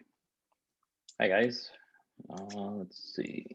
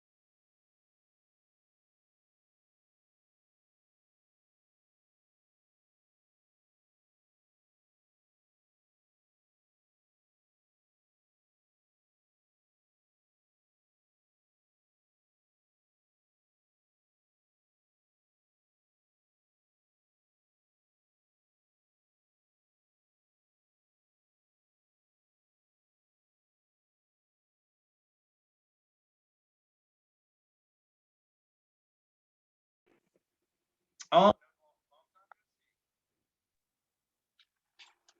Did we leave him Yes. behind? yeah, we must have. Would you stop, dog? God. He is such a needy dog. It's ridiculous. Sweet babies. Mm. Now we're in the main room. Now it's all us in the main room, man. It's just a continuation. What are That's they right. doing And it's with it? being recorded, so. Oh, okay. Now we're on the record. Now you better keep it Now we are straight, on the record, in order. right? They're gonna give us about 20 pages of homework to do now that we're on the record. We gotta Now watch document what it. I say. 11 p.m. At 11 p.m. at night, they're gonna assign. Yes. It's a beautiful day in San Diego. At Oh, least that's wonderful. Oh, don't, Mindy, don't, please, don't even. We got, Mindy, I you want me to, know. you want me to show you? Yeah, look at what I have. Yeah, for you let me see here. where Let me you see. are. Mindy and Look at myself. this. Ooh. And it's still coming down. It's been snowing Oh, all gosh. night. I Oh, gotta. You know what that means? I'm Maybe gonna I'll- get I don't- that because that's coming my way. It's coming. Yeah. Oh yeah, it's coming, you guys. Yeah, it's going up. Yep, it's going up towards you and then north and northeast. Yep. I mean, we did get some, but only about maybe 2 inches worth. So. Oh, we got like, yeah, I think we got, I don't know, 6-7 inches, and Okay, I'll move it's, my, yeah. I'll show you my outside, then you can, Yeah, Ed, thank you. I see that nice and sunny. Look at that, Ed. Oh, look, Dr. Jelani, look at how nice it is out there. Well, I don't see it. Where is it? Let me see. Oh, Ed, show Dr. Oh, Jelani. he didn't see Oh it? my gosh, look at that. Oh, Mindy. that's beautiful. That's beautiful. Wow. Both of you all. That's beautiful. Wow. Thank you for sharing. sorry. No, it's okay, actually. It's kind of nice to see, right? Yeah. It really is. Yeah.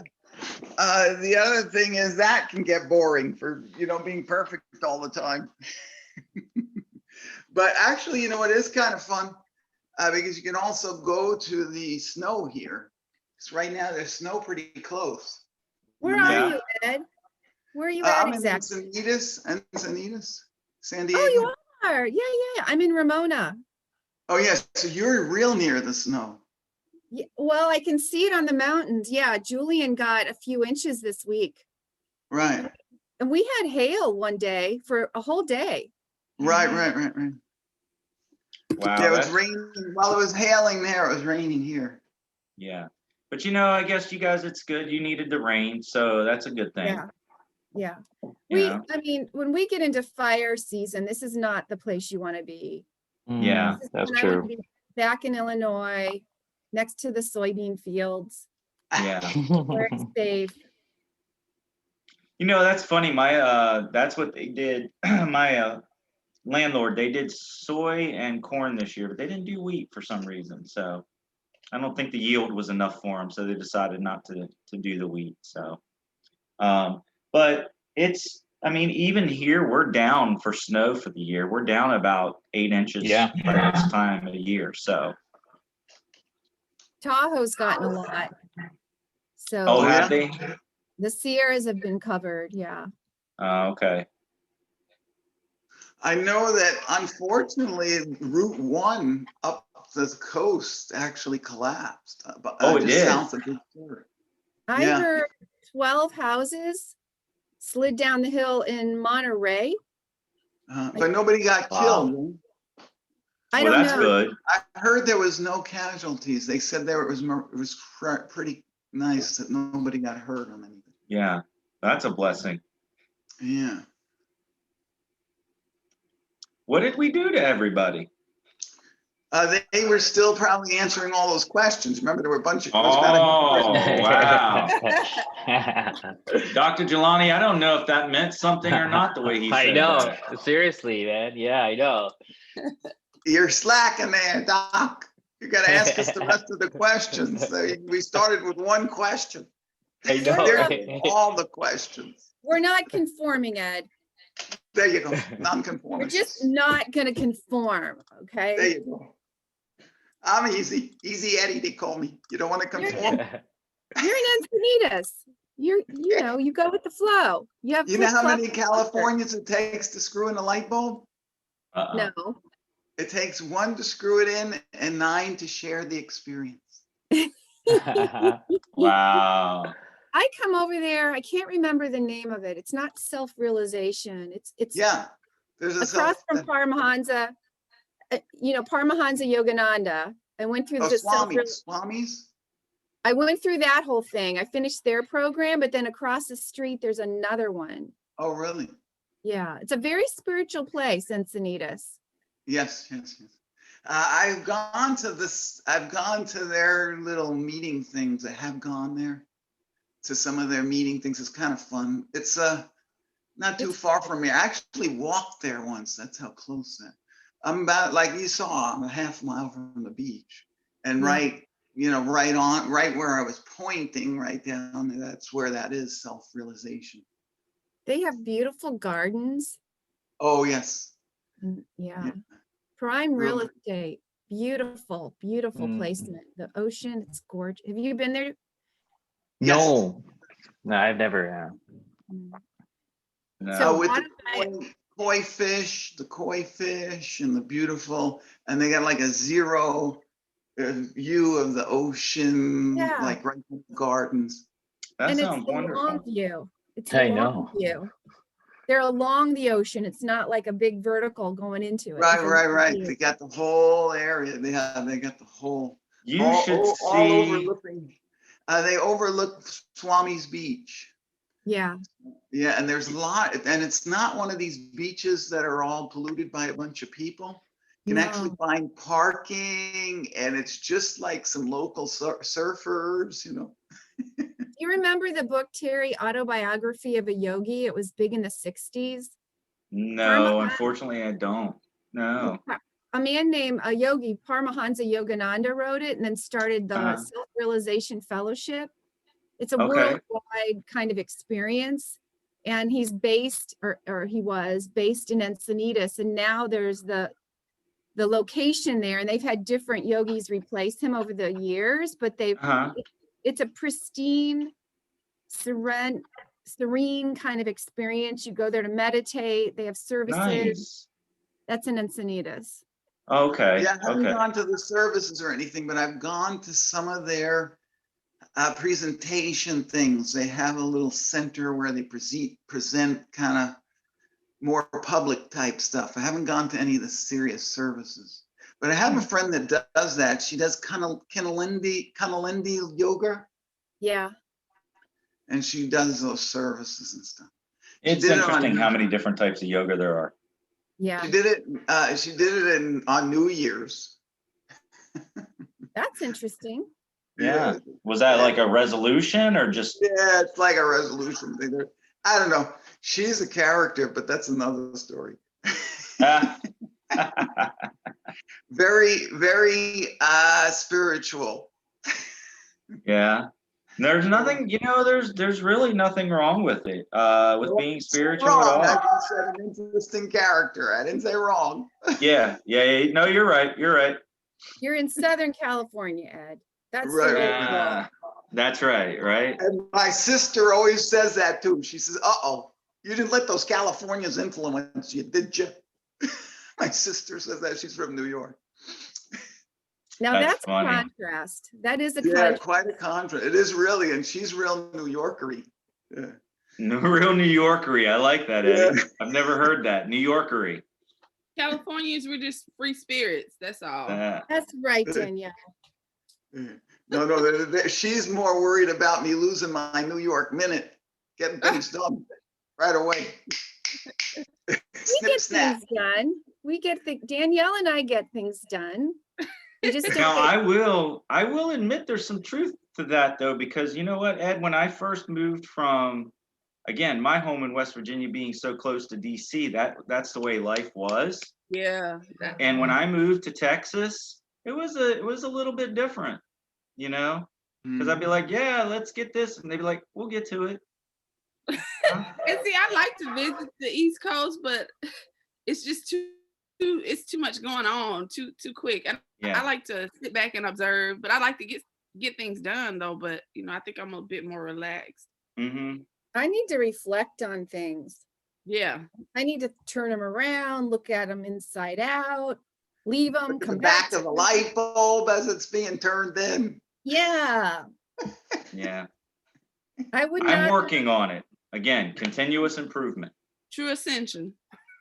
Mm-hmm. There's Abdi. Oh, Hi, Abdi. hi. Wow, we were having such a good, we had such a good session. So thank you to Dr. Jelani and thoughtful breakout session that he suggested. And now we're back. Oh, great. Good, good, good. So back to you, Dr. Jelani.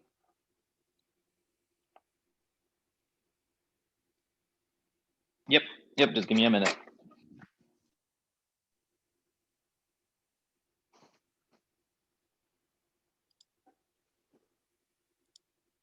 I think we enjoyed our dialogue a bit too.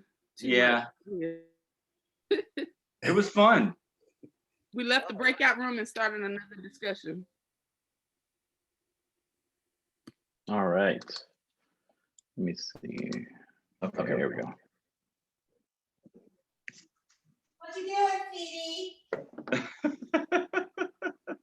Hi, Beth. Yes, I think we had a really good breakout session as well. Good discussions, good self-reflection and Yeah, sorry. Usman, can you turn one of your mics off? sorry. Yeah. Better? Yes. Yeah. Okay, sorry about that.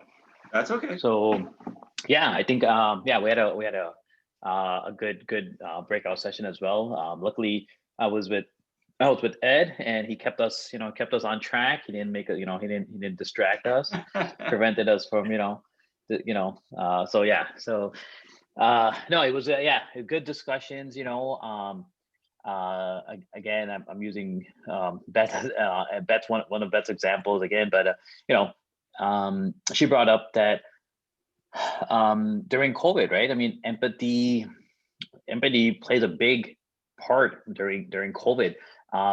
Empathy for yourself and empathy for others, especially when it's something as simple as wearing a mask. So it was, I thought that was very interesting. And we had some really good discussions, and would love to hear what the other group kind of came up with as far as what their discussions were like. But I think our group really focused on not just empathy, but I think a lot of it also was innovation, right? How we've had to innovate ourselves during the pandemic, how things in life is different now, and it may be different forever. Who knows, right? So that was the other topic, or other kind of discussion point that we had was not only empathy but innovation. And then there was some ideas about for activation. What have we've done during these changing times to kind of activate new skills, learn new skills, empower others, and what it's going to require for us to do even after the pandemic, to help and empower others, because many, everyone was obviously affected by the pandemic, but many more than others. So that was kind of what we our group discussed, and I think it was a really good discussion. Very cool. Yes, thank you. Thank you, Dr. Jelani. And Hope, do you care to kind of share with everybody about our room and our discussion? Yeah, it was a really good conversation. I mean, I filled up 2 whole pages like that. I don't know if I could cover all of that, but it was very interesting. All the common threads, of course, were like, you can't be empathic or even sympathetic to others unless you have the ability to be kind to yourself and care for yourself. And I think we all kind of shared some of our struggles and learning curves, especially in this last year about that. Abdi said something that was really, of course he did, but he's like a wordsmith. Okay. He said something that I thought was really that like empathy or sympathy can happen in a moment in time, or like a week. Our friend's parents dies and we're present for a week or 2 weeks, and then kind of life gets back to, or we've all of us who've lost people that are important to us know what that's like, right? You get tons at the beginning and then everybody kind of goes back to their life, and that's when the real, the shit hits the fan, pardon my French. But Abdi said something that was really, he said that it's a constant daily practice for him. Like he cultivates it as a skill, that it isn't like a moment in time, or he doesn't see it as like something to do. He sees it as something every day, take a self-assessment, go to bed. But then you have another chance every day to cultivate that empathy for other people and compassion. And I thought that was really lovely, the way you put that. And well, not as an expectation. We hope that we're going to have another day. Yes. We're going to act There we as go. if we will all have many more days. But I Right. thought that was great that he really translated that into an action piece, and something to really like. It's not something that just happens, right? We could open our hearts more and cultivate kindness and compassion in our hearts as a daily practice. And I thought that was really important that Abdi Absolutely. said that, especially as a businessman and or engineer. And it was very refreshing to hear that. Greg said he wasn't necessarily, and Greg, correct me if I'm wrong, but he said he wasn't necessarily empathic toward himself, but with his patients, he's constantly trying to balance this idea of, okay, this is what empathy is. This is what sympathy is. Let's find a meeting place where we can meet and work together. And, he works in mental health. Madiha said very similar things as well about, and Ken, I'll get to you in a second, but Medea said about the empathy and the sympathy and compassion for self and others, and that we have to reflect and be introspective and how we can give back to people. And it might seem like nothing, to us, but that it's very important for her and her navigation and her moral compass that she's always giving to other people. And I thought that was really wonderful. And Ken gave a beautiful example of the work that he and his family did with Habitat for Humanity. And what I thought was really, it wasn't just that Ken did it. What I thought was really fascinating was his description of the process, that the family has to be invested in the process. Like, it's not like a house is just built for them, that it's not like, here you go, here are the keys. They have to be invested in the building of the process, which we could translate that metaphor to any kind of work environment, right? If your faculty, if your admin, if your staff are not invested in the mission of the company and can't like recite the mission in 10 seconds, they're not going to be invested in building it. And it's so I really appreciated that metaphor, that like how the family, they put a $500 deposit, which might not be huge, like we might say $500 for a house, but to some people it's a huge amount of money to just, what do they say? Like 80% of most Americans can't cover a $500 extra expense ever, and the family has to provide for that, for some of the materials, and also has to be a part of building the home that they're going to live in. And I think that is just such a beautiful metaphor for everything, that like, if you want people to be invested, you have to work collaboratively and you have to work kindly and compassionately. And in that, like, I always call it like interactional relational matrix, rather than a hierarchical, like I'm your boss and you got to do it this way, that kind of stuff that doesn't inspire people. And Ken said, you know, when they went by the house at one point and the kids just like would run and hug. And I mean, what a beautiful thing to help a family invest in the process, not invest money wise necessarily, invest in the emotional process of building a home for their family and building that community for your own family. That's really like, I thought that was such a beautiful metaphor for so much.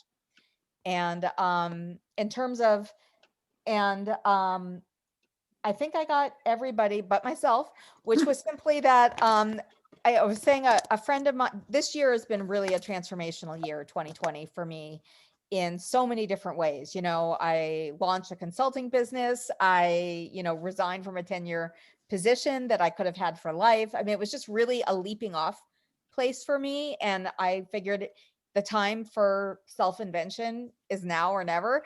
But a friend kindly pointed out to me that I'm overly conscientious as a person and it doesn't serve me all the time. And so that's what I've been working on, is giving myself a break to be a little less conscientious about things. And it has allowed me to give other people the space where, like, when I'm more forgiving, like if somebody doesn't call you back, or, you know, people say, oh, something came up. It's like, okay, when can we set it up next time?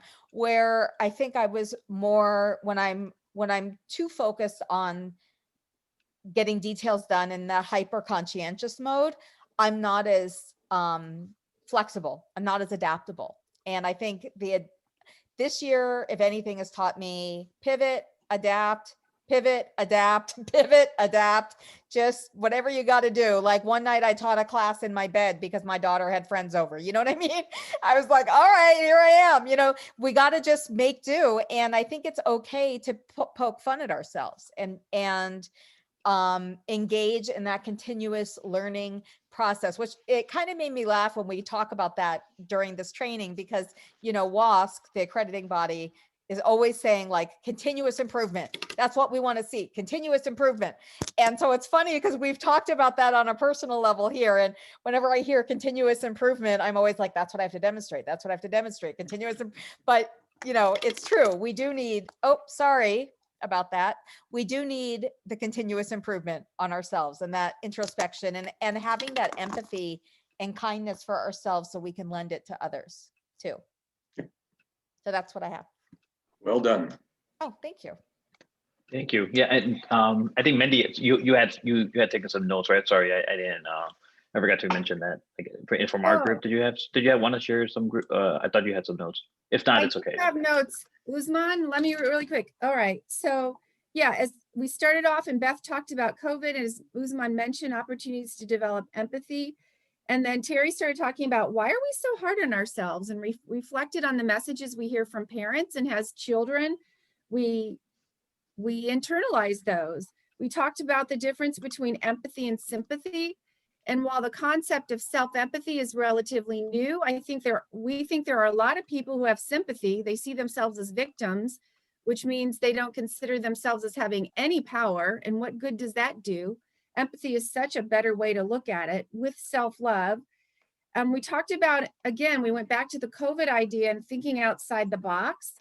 And Danielle talked about how she's working directly with people in the K-12 system, saying to them, be kind to each other. Parents, be kind to teachers, be kind to students, students, be kind to parents, and so forth.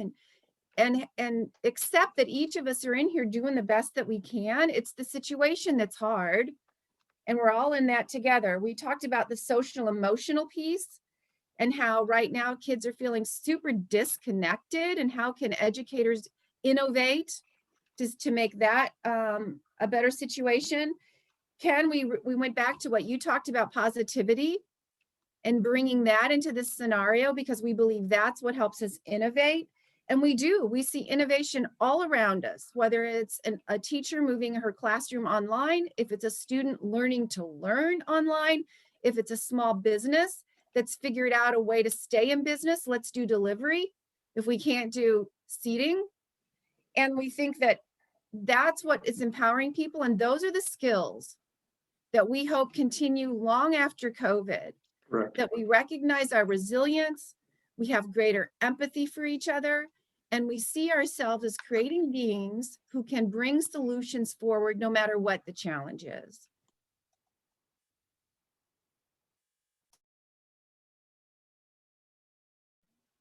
Thanks, Mindy.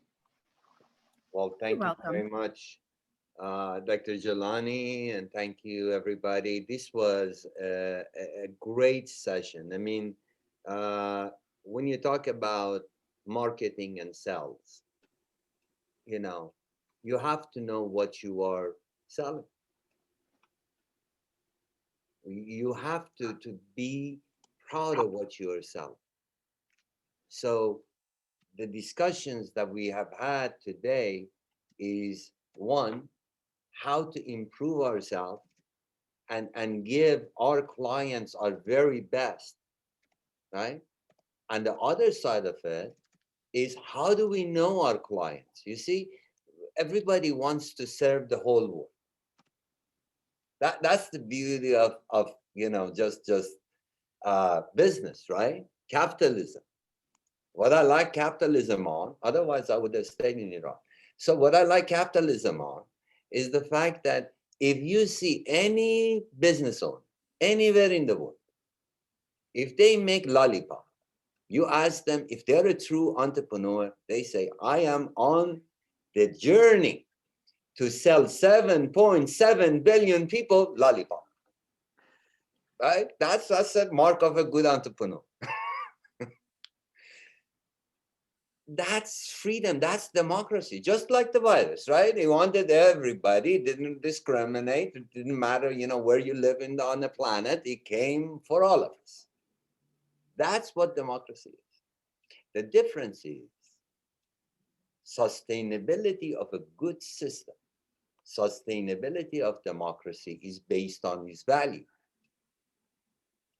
And entrepreneurs that are, you know, professionals, are professionals that respect those value system. They are individuals that ethics is part of what they think, and they know their clients, and they want to serve those clients to make a better situation for them, a better situation in the community and beyond.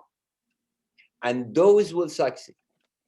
The ones, as somebody was mentioning earlier on, is looking to better themselves and become rich, of the person that wants to write the script and take it to Hollywood and become the richest person and the most famous person, more likely is not going to get there. And even if they do, they will be miserable, because after a hardship of getting there, they see is a mirage, right? But all of the things that Ken has accomplished in his career, and you guys don't know even 1% of what he has done. He's such a humble person. He doesn't want to talk about his accomplishment. And the part that I will tell you,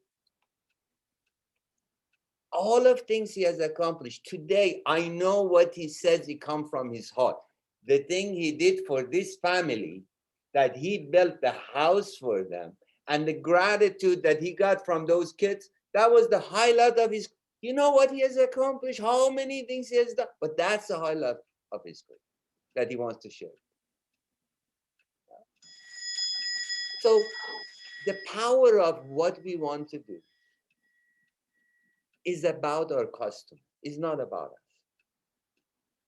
And sustainability of it will come through our customer, not through us.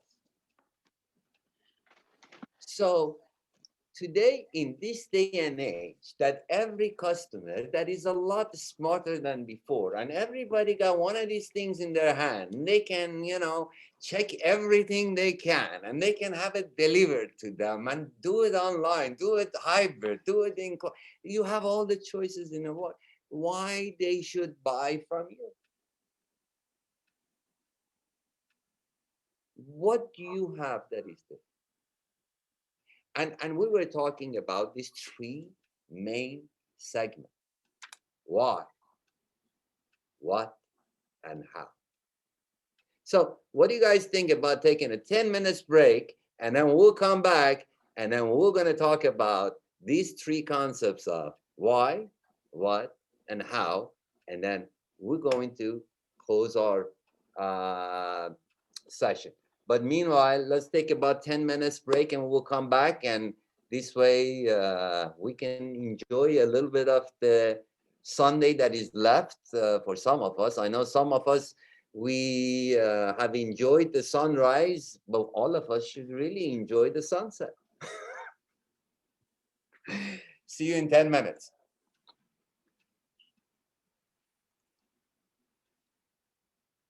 I've just been, Abdi, oh, you're not there. I'm watching a lot of people going along to the pool and to their boats. So, you know, that's still, the sun is still out. That's beautiful. That's beautiful. You know, I tell you, this has been a great, you know, on Friday, we had rain that we hadn't received for the longest time.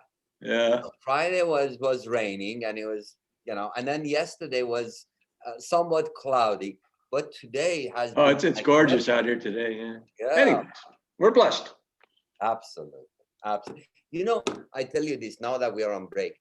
I had a teacher, he would talk about mindset, right? Mm-hmm. He would say, if you get really good in mindset, you're going to be able not only see the sun on a cloudy day, you're going to feel the warmth of it. Oh, absolutely. Absolutely. You can feel the warmth of it. Then you have the mindset or mindfulness that you're looking for. Well, what is that song? I see sunshine on a cloudy day. Huh? Remember that, right? All right. See you back. Absolutely. And I have snow. And you have, you see the sun beyond Well, the snow. and you're in Ohio, right, Ter?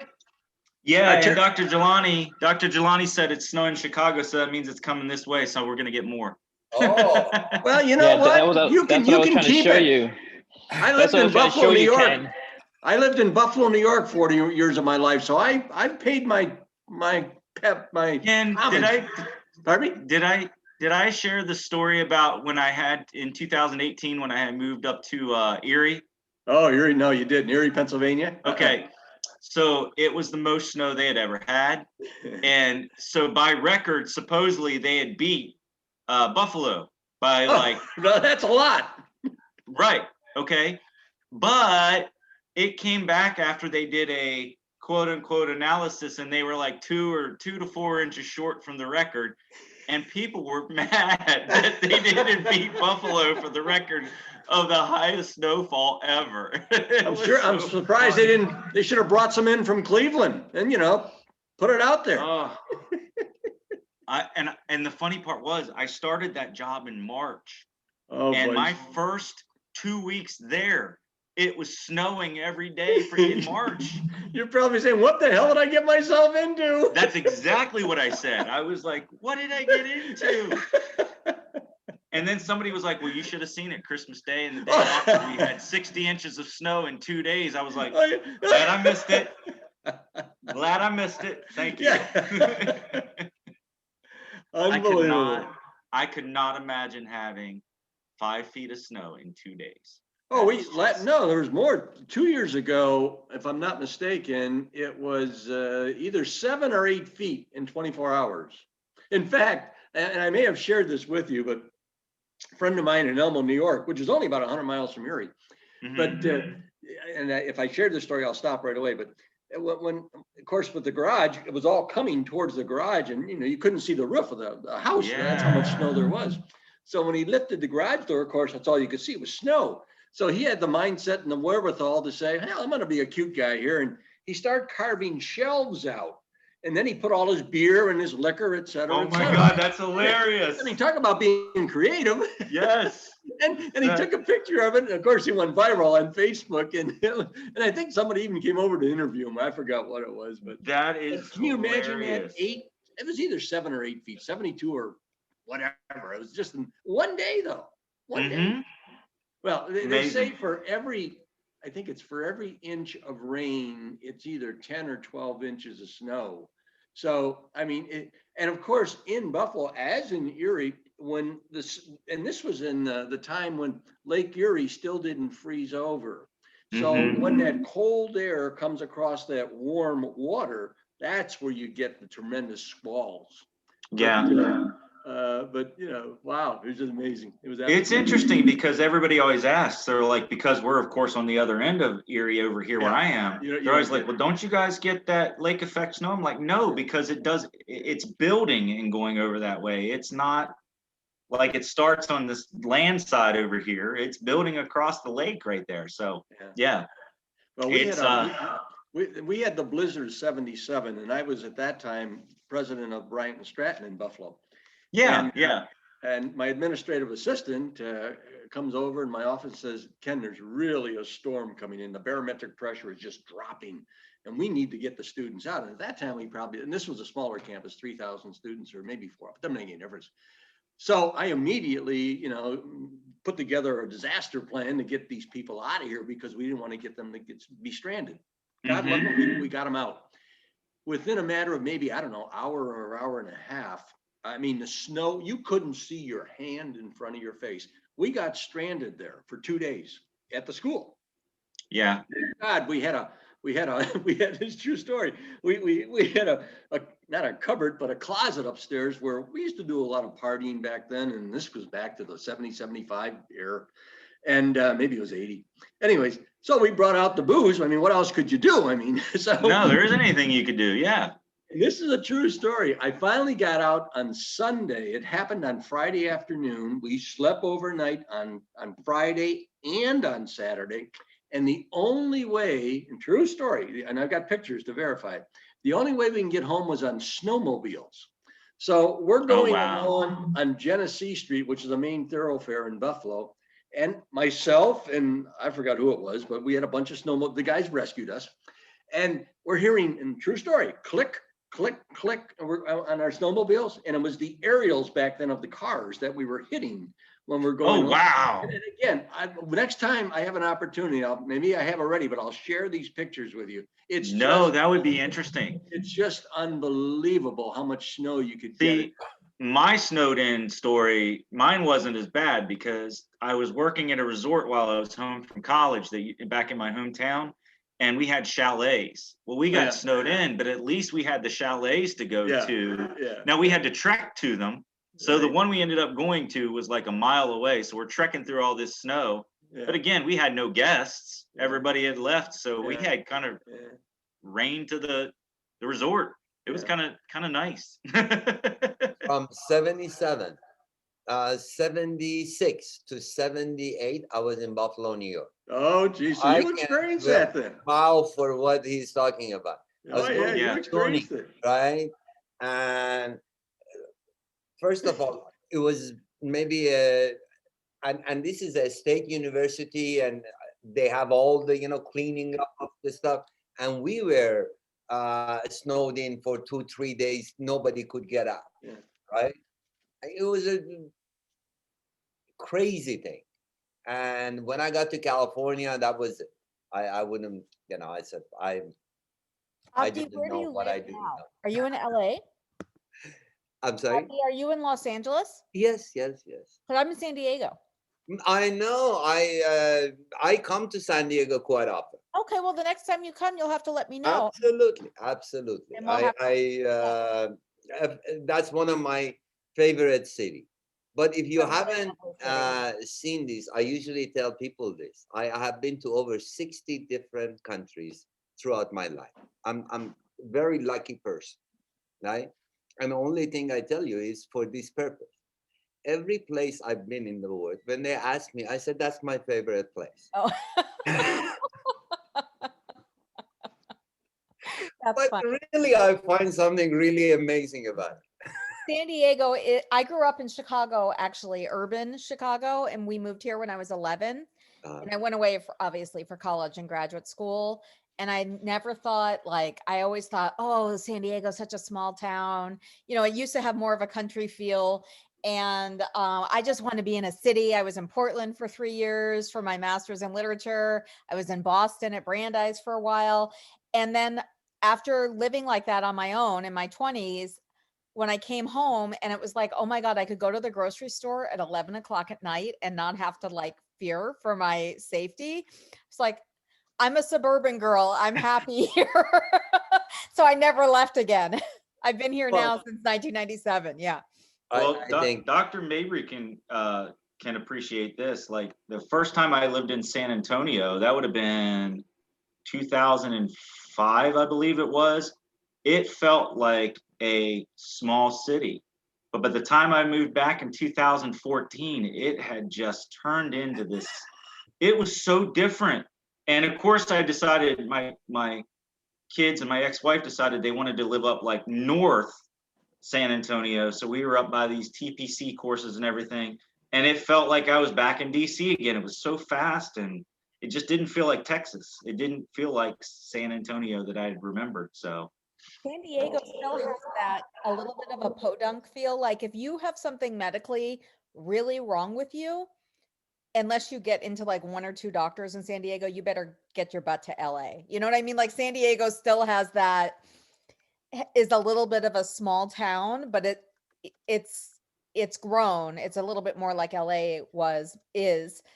You know, I think LA is less LA than San Diego is now. Because I was in LA this summer a lot. Totally like different vibe. I feel like LA kind of did a like a backlash, you know, and now like the people from Orange County or LA came down to San Diego. And so we're a little less sleepy beach town than we used to be, so. but not much. I remember San Diego. Then we established the very first UEI college in San Diego. That was back in 1985, 86. And then since several other things, I remember San Diego was less than 1 million people. It's about 3.5 now, I think 3.5 million. Yeah. Yeah. Well, but still 3.5 times of what it was compared to the growth with the rest of the planet. I think it's among the fastest growing cities. Tighten your seatbelt. Yeah. This is happening. More people are finding out how beautiful it is, how nice Mindy's it in San is. Diego too. Mindy's in eastern, right? You're in Ramona. I'm up in the northeast. I'm in the foothills. Well, yes, I'm familiar with all the areas. Actually, Ed is in San Diego as well. Who is? Ed. Oh, Ed's Ed in Gould. San Diego? Ed Gould is in San Diego. Oh, he's in Escondido. I'm in Purple Valley, Del Mar area. Yeah. He's in Encinitas, so. Oh, got it. Okay, So, cool. but one thing it is, wherever we are on this planet. Yeah, that's very close to me. Carmel Valley is real close. Yeah, that's what I heard, Ed. We're neighbors. Yeah, I go over there for the Russian American media conferences once a week. What temple did you go to? Did you go to Solel? Yes. I was a member of Solel for many years. I stopped after my daughter got bat mitzvah and my mom passed away. I just like needed a break. But really? I'm still a member of Solel. You are? Yeah. Yeah, but everything's been online. I was actually in charge of their Havdalah nights. Oh. So I was doing their social butterfly stuff. Yeah. I'm not even on the email list anymore. It's been about 3 years and I just needed a break. So, but Judaism is the kind of thing when you're Jewish, you like leave, you come back, you go in, it's That's like with everything, darling. It's not only that. I think we have more choices than we can recognize. Yeah. Our life is made up of choices, and we always have choices to go places, not go to places, to find new things, and that's the beauty of life, right? As a matter of fact, if you ever go do something that you haven't done before, you kind of feel like you just expanded a little bit of your life. And that's the beauty of life, just doing different things or new things that give us a whole new perspective in life. And really, when we're talking about sales and marketing,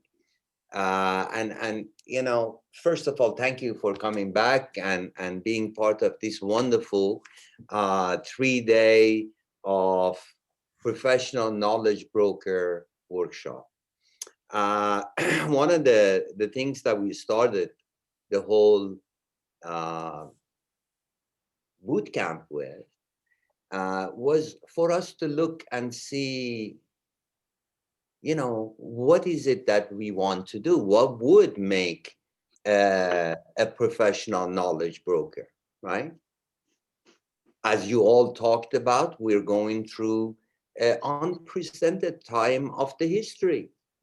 So I sometimes joke around. I tell people, but really, joking or seriously, there is no 2 day in the history of mankind that is exactly the same. Did you know that? There is never. You never can repeat a day, even if you try.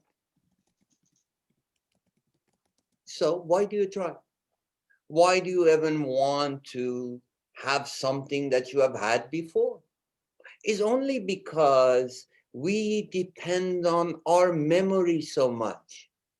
You see, all our joy, all our pride, all our, who we are is in our memory. And, we are very afraid that what happens if we lose our memory? Do you know that? We have people afraid, people think about what happens if we get Alzheimer's, right? People are really wondering, this is something that I think about it because my father had that, and in the worst situation of the having this illness, he passed away.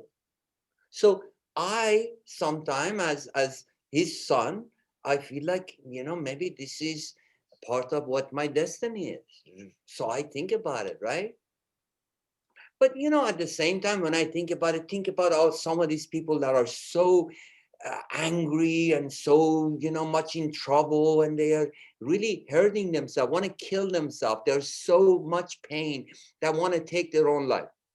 Do you know if you take their memory away, they become calm and collected? All goes away. Well, that's called a Yeah. lobotomy. That's But what they used to do, is that's take how it people's does. memories away, a lobotomy or even ECT, which they still do, to So erase people's we go to school, memories. we Yeah. spend all this time, all this effort and all this money and get all this degree. And what if one day you woke up and you didn't remember any? What would happen? How would you feel? Is it possible? Well, You've it's not. forgotten a lot of things. Yes, Dr. Mayberg. Sorry. Well, it's not taking their memory away. So what we do is we desensitize them to the memory or the experience. So, for example, I'll use something called prolonged exposure therapy, or PE. So in PE, the goal again is not to forget, but have less of an effect on you. So, for example, if someone has a post-traumatic stress disorder or PTSD, and one of their triggers is crowds. Say there was an adverse event that happened with crowds. Say maybe a bomb went off in a crowded area, or there's a mass shooting in a crowded area, and it causes them significant social, occupational, or academic impairment. So what we will do is we would gradually explore that memory. So in a controlled environment, we would have them relive the memory. I would have them tell me, details, sights, smells, sounds of the event, and they would get emotional in the clinic, and that's fine. So during that time they're retelling the event, I would get their permission to record them saying it. So they would get emotional, and then I would hand them that recording, and I'll say, your homework is to listen to this recording 3 times while you're at home. And then they'll come back and say, well, how was it? Well, the first time was pretty bad. Second time, not as bad. Third time, not as bad. Okay, great. And then their next homework would be, okay, I want you to write down every detail about what happened, and then read it 3 times. And then we will keep going. And then finally, we would do a field trip. So your field trip is to go to Walmart. So the first time, I want you to drive your car to Walmart, park in a space, wait 5 minutes, and then go home. Next time, drive your car to Walmart, get out, walk to the front of the store, wait 5 minutes, go home. And then the next time, go inside the store, 5 minutes, go home. And finally, I want you to go inside the store, walk the aisles, and ask somebody, where's the peanut butter? So you are, again, you're not, the goal isn't to not remember, because we are who we are through the sum of our experiences. But the goal is to desensitize you to the physiological effects of that adrenaline dump, cortisol, all that stuff, to get them to a functioning member. Because when you avoid the triggers that cause the adverse effect, you're alienating yourself from your friends and family. You're no longer going to the movies, pre-COVID. You're no longer going to restaurants. You're not, the spouse or significant other says, you don't go out and do anything with me anymore. So that's really the goal. So not necessarily don't forget, but have less of an effect on your life. I call it integrate. We're going to integrate the memory. Like we're going to integrate it into your regular narrative, so it's just part of who you are. So but I don't work clinically. I work integratively. Yeah.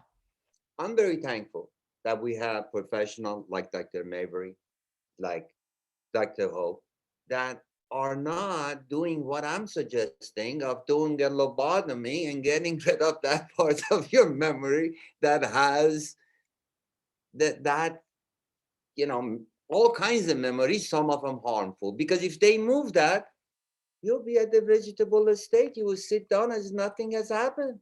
But right? this is a no exit zone. No. Like, I am saying you are doing the right way. But my point was, memories are that important to us. And we feel that these memories, they're all not good. They're all not good. Some of them are, made up of things that are not true, or old beliefs that they were hampering us. They are things that, some of them are really good, but like some of them are really bad too, right? And we have found out throughout our life, if you think about what you believed 10 years ago, right? And you were so adamant about, if you take 5 things that you were really adamant about throughout your life, you will be surprised. And then you will start thinking differently. Maybe I shouldn't be so adamant about things, because they do change as I become wiser and older, or I get more information, no? But my point is, we as human beings are more than our memory. Just think about today. Did you have any memory about today? No, because it hadn't happened, right? But you do have memory of today, right? So we are more than our memory, right? It goes back to who we are, what we can do, how we can create, how can we interact, right? What is sales and marketing if it's not about social interaction? Using various tools that you have to communicate with others, right?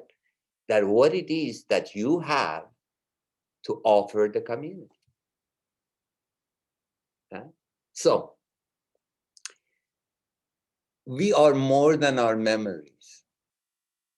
So don't try to kind of see your ability or possibilities to be to your memory. That's my point. Go outside of your comfort zone and tap into other people's memory, other aspects of things that you hasn't been part of your world. Then you can have a better strategy about your sales and marketing, right? So back to this concept that before we went on a break, we talk about why, what, and how. It don't matter what you're involved with. If you don't know why you're doing it, you will have a lot of challenges that is going to make your journey very, very unpleasant. Especially if you're a consultant, Hope.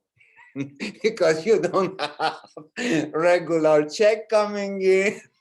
Sometimes you have so many clients you cannot serve, and you say, oh my God, I wish I could, but you know, if you want to be happy, right, you need to have a balanced life. So, but sometimes you don't have clients, and then how can I have a balanced life? So all of those challenges, right, is really comes across of how strategically we can deal with things, right? And a lot of it is on why, right? Why I am doing something, whatever it is. If I'm building a car, right? If, for example, anybody wants to just create a, let's say, a new car model, right? Just like that friend of yours that wanted to go to Hollywood to become famous. Do you know what's the odds of having a successful company that can compete in today's automobile market? If you were out there and wanted to raise money, right? And you said, hey, I had the best idea. Here is a car and I want to sell 10 millions of it, right? And then there are people that are looking to spend money with you to invest and make this come to reality, just like they did with Tesla and everything else, right? What would be the fact? Why would somebody come in and put the money in your company or in your projects? First and foremost, you have to believe in it, right? You have to be able to say, you know, I can do it. I have done it. I have the experience, or I know I can do it because I have a group of people with me and we are going to do it, right or wrong. So first and foremost, you have to believe. But most people would ask you why you want to do this.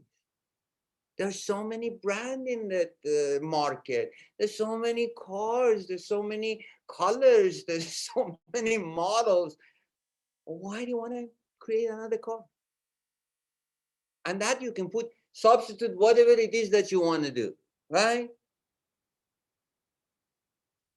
And if you can come up with that, I would say stop.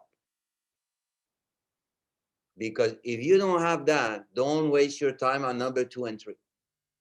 Because if you have that, you have a big advantage at the market.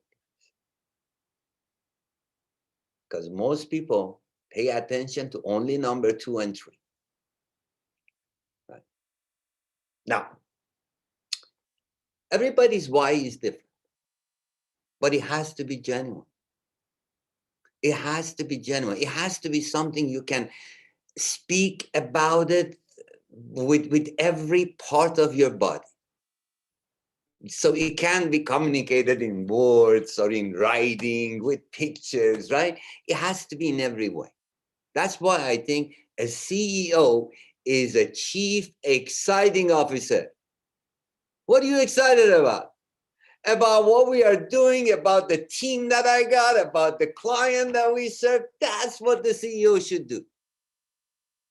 Now, there used to be a terminology I'm sure you all have heard, right? You probably told your students these things, that you are a one-person CEO. Because everybody used to say that, right? Guess what? Starting in 2019, it is true.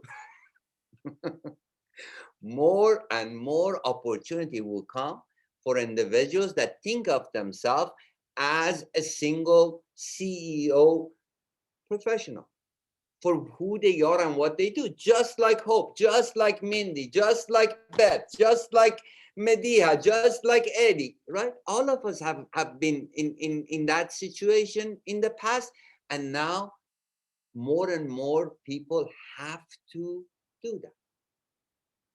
And do you know how scary that is? Do you know how it's, you know, when Ken talk about these things, you know, he's excited and he talks about, but ask him, how scared have you been? Ask him, what it does mean that you have a payroll coming up and you're looking at account receivable and you're doing all of these things. Ask him about what that means. Ask him about the thing that you want to open up a new campus. You have done all of these things, but you haven't gotten your permit to come through and the city is holding you or the accreditation is doing. And what do you do? Right? Because that's when you're going to know the why comes to help. If you don't have the right why, the what and how will not help. So first and foremost, make sure for whatever you're doing, your why is there for the right reason, and define it for you and for others that come and join your team. And make sure you let them know, here's why I am doing this. If you guys want to do this with me, and this why is something you share, this is the right place for all of it. Then you get the right people to join you. And if you don't have the right people, you don't have anything. I'm an engineer. I believe in systems. I can't walk and chew gum at the same time. I need a system for everything. Right? But I will tell you, people are more important than systems. So make sure your friends, people you hang out with, your team that you work, even your customers. Be selective on your customers. Don't be just, I want to serve 7.7 billion. It is not possible. Serve the people that you can serve and be a bargain to them. Serve them like they couldn't have believed this is the service they're going to get. But do it for the right reason. Do it for the right why. Because that's how you can sustain it. Otherwise, you're going to get tired. There's going to think challenges are going to come up and you're going to be really, really tired. And you're going to, at 2 o'clock in the morning, you say, what am I going to do? And you're going to remember why. And you know what? You're going to get up at 5 o'clock in the morning as like you have gotten the biggest energy boost in the world, because you know why you do what you do. And it doesn't matter what is the challenge in front of you.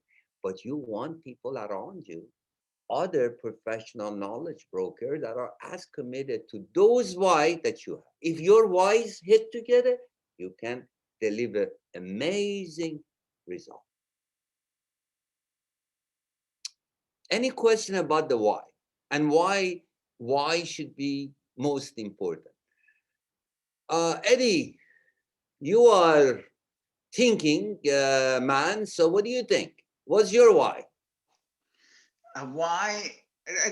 Same idea. My why, inspired, excited to help people make things happen. So I think that, I think why, also, I think a lot of it has to do with the excitement of inspiring others too. So inspiring others, wanting to excel, self-fulfillment, self-actualization, those type of things. I was pushing myself on a few things here. Like I was questioning the other day, why am I taking artificial intelligence and machine learning at Stanford University? It's because my son said it would be easy. If you don't have the whys right, we're going to do a lot of things our sons or our friends or our bosses want, but it's not the right one. If we get the why right, I think other things will fall in place. Yeah, that one's a little off base. Okay. And we love our kids, I know. Buy them some candy. Mindy, what? They're a little older. They can't go with the candy, but always help. Computer supplies. Mindy, I love to hear your why, because you did such a great job yesterday. By the way, I was inspired by your training. Thank you again. Oh, thank you. My why is to make the world a better place. And I think that a strategy that may be helpful to others is to facilitate each of our abilities to connect with our true natural creative self. And if we can do that, each do that in our own unique way in the purest form possible, we will develop solutions and we will solve problems no matter what they are. Because if we're of nature and we're of creator, then the problems will be part of who we are. And if they're part of what created us, that means we're completely capable of solving them. So my thought is, if we can each connect, and I mean that in a very positive sense, I don't want creative people who do wrong things. So connect with a spiritual, with the light, with God, whatever terminology or vocabulary works for someone to connect with that creative self. And then from that manifest solutions for the world. I think that would be amazing. So that's my why. Thank you. Thank you. I appreciate it. Ken, you want to share with us your why? Here, certainly, you were talking about establishing campuses, but you'd have to establish the need, obviously, that there's a market for them, et cetera, et cetera. And I'm going to echo what everybody else has said, I think, is the fact that you just need to hire the right people and hire people that are smarter than you. I mean, it's simple, but to me, it's as simple as that. But they've got to have the buy-in. They've got to have the passion. They've got to, they've got to absolutely buy in, quote unquote. And then what's important is you need to get out of their way.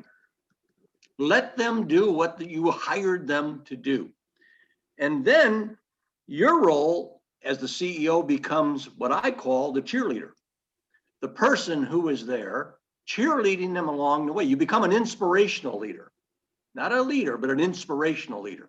And you have to, at that point in time, be, they're a cheerleader. And certainly things are going to happen, and you've always got to, somebody's got to make the final decision. Again, I'm speaking to the choir here, as a lot of you are CEOs, and there comes a time and a place. But again, I think the worst thing that one could do is hire these great people and then just tell them, never mind, I'll do that. Or delegation, of course, is critical. And so that's how my success, and I don't want to say my success, but that's how we were able to take Harrison from 500 to 7,000 students. It wasn't easy, but again, the participation, the family, and again, we were a family. We were literally a family, and to this day, it's just great to see the family members who now have their kids, who are now married and have their kids, and it's just great. So it's a family, and as I've said this over and over again, I really think we're developing a family here, or we have developed a family, and we're continuing growing. And with any family, we're going to have growing pains. But you know what? You figure it out as a parent. You figure it out as a father. You figure it out as a grandparent. You figure it out. Thank you. Thank you. I appreciate that. And can I just ask you a question? Was that school not for profit or for profit? It was for profit. But we looked at ourselves as profit to us was the motive and was the criterion of doing a good job. I was just curious. If we didn't make a profit, and everything that we made, to be candid with you, we put back into the company. I was just curious because I didn't know if if it were non-for-profit, the amount of fundraising to go from 500 to 7,000 students, my mind was just going to be like, so I'm glad to know that it wasn't. Anyway, what I was thinking was, oh my God, how did you raise all that money? Okay. Well, let me share something with you, Hope, because for profit, going from 500 to 7,000 people. I've been a commissioner for 8 years, and Ken, beyond just running our schools, he'd been commissioner and chair of the commission for many years as well. And I done WASC visits and all different accreditation agencies. They're all different challenges. Oh yeah, I don't have any judgment. I've worked and I think both from a nonprofit is a huge challenge, and they have unique, like you said, and I am familiar with, and I wasn't, but I became familiar with all kinds of nonprofit that, They're running against all kinds of challenges. I do understand, respect. But in the for-profit sector, for every one school that takes that kind of journey that Ken and his team made, they are 9 at minimum that fail. Yeah. So it's not same thing as we were talking about, how to be, professional player. Yeah. Not everybody Well, gets look to at be. Argosy. Argosy failed. I Right. mean, Argosy So, was a huge one. Yeah. and ITT, a lot of Corinthians, and there've been many. And not-for-profits fail too. Like I've actually worked, I was an administrator and lead faculty for a for-profit school here in San Diego for about 8 years before I moved to the other school. And then I've done consulting with both for-profit and not-for-profits in terms of also, accreditation evaluations and that kind of thing. And they absolutely both have their own Challenge. set of challenges. Absolutely. Yeah. Sure. Absolutely. And the reality is, these challenges that education industry has, it's just growing.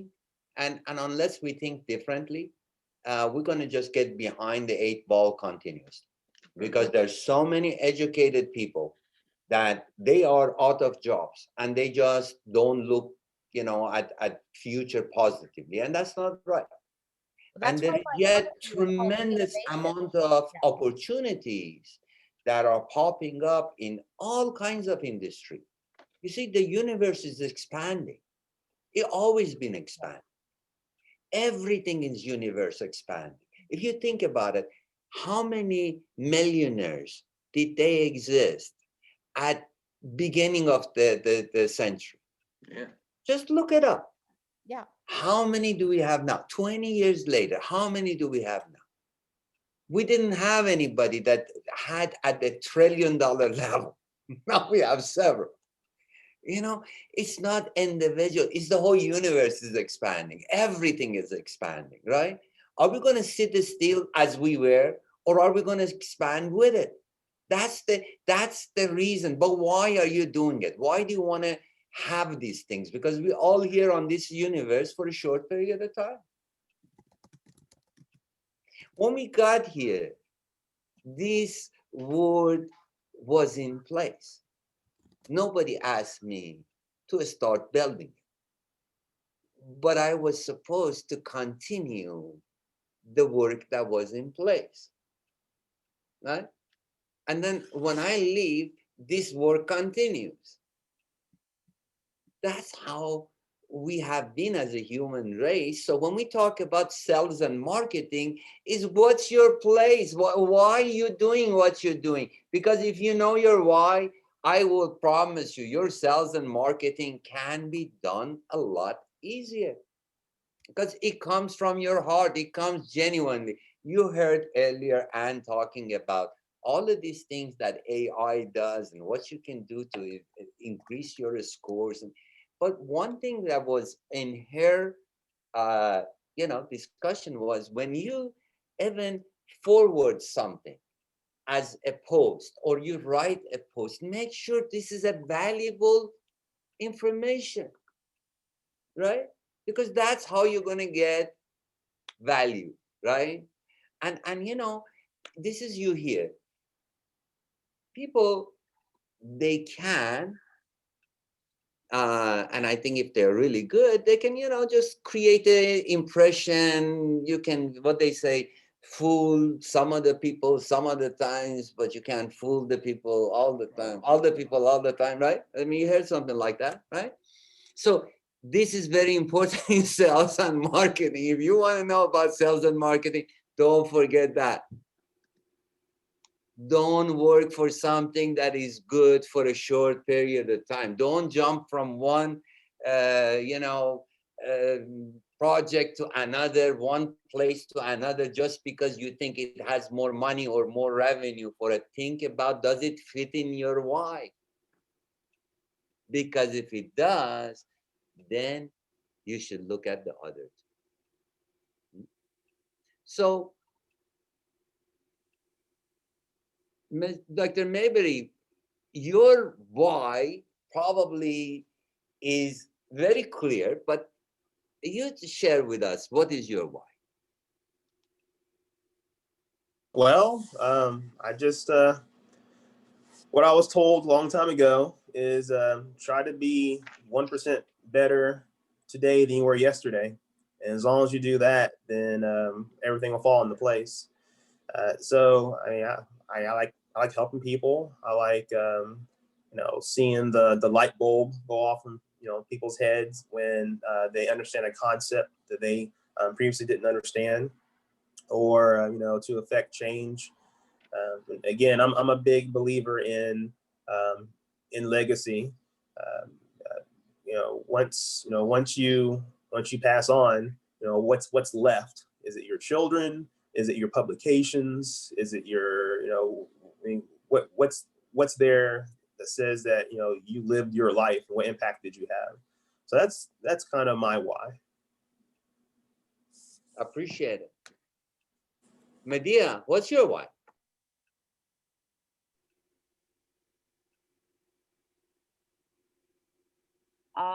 Yep, I'm sorry, just a second. What happened here?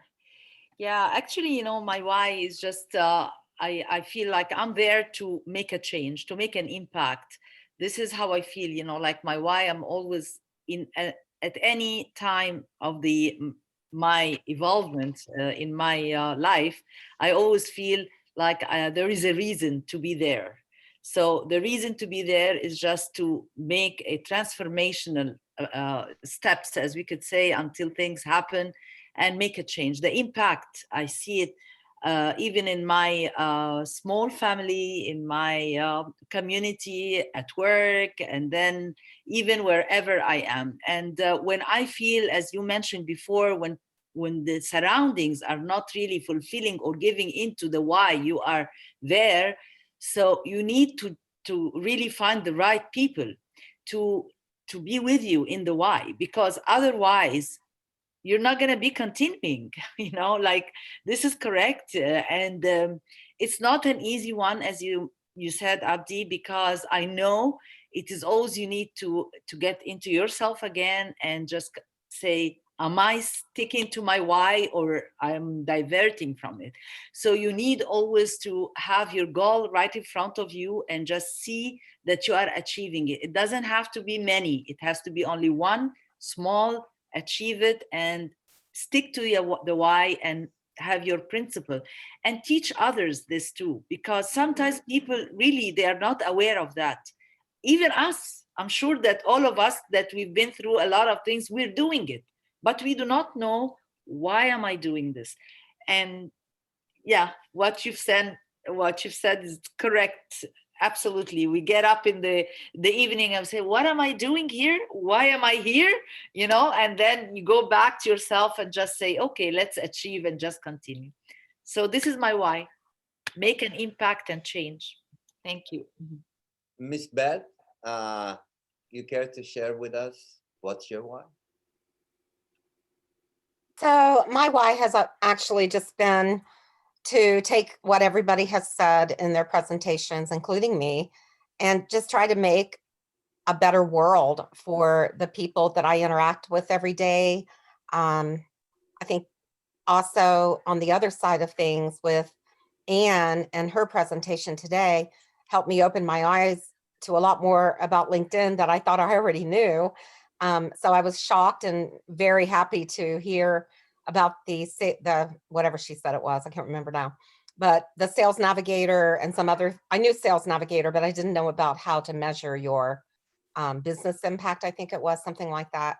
So that's something to keep an eye on. That will help me, professionally with my business. But I think there was a lot more takeaways for me personally, on a personal basis, that resonated with me and who I am as a person and how I interact with everyone else.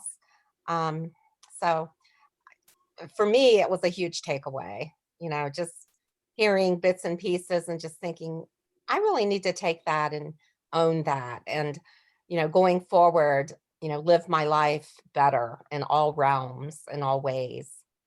So that's what I took away from it. Thank you very much. You're welcome. And Terry, what is your why, my friend? Wow, that could be a loaded question. For the longest time, my why was the wrong thing. I think that I've finally reached a point that the why is to be happy. My why is to help. You know, I've always really thought it was to help make others' lives better, but I think for the longest time, as we were talking about the empathy and things, it wasn't true. I don't know that it was, and it's truly about that. And I think that if I can learn how to be mindful, how to be happy. Sorry, guys, I have a cat that's got cat hair flying around right now.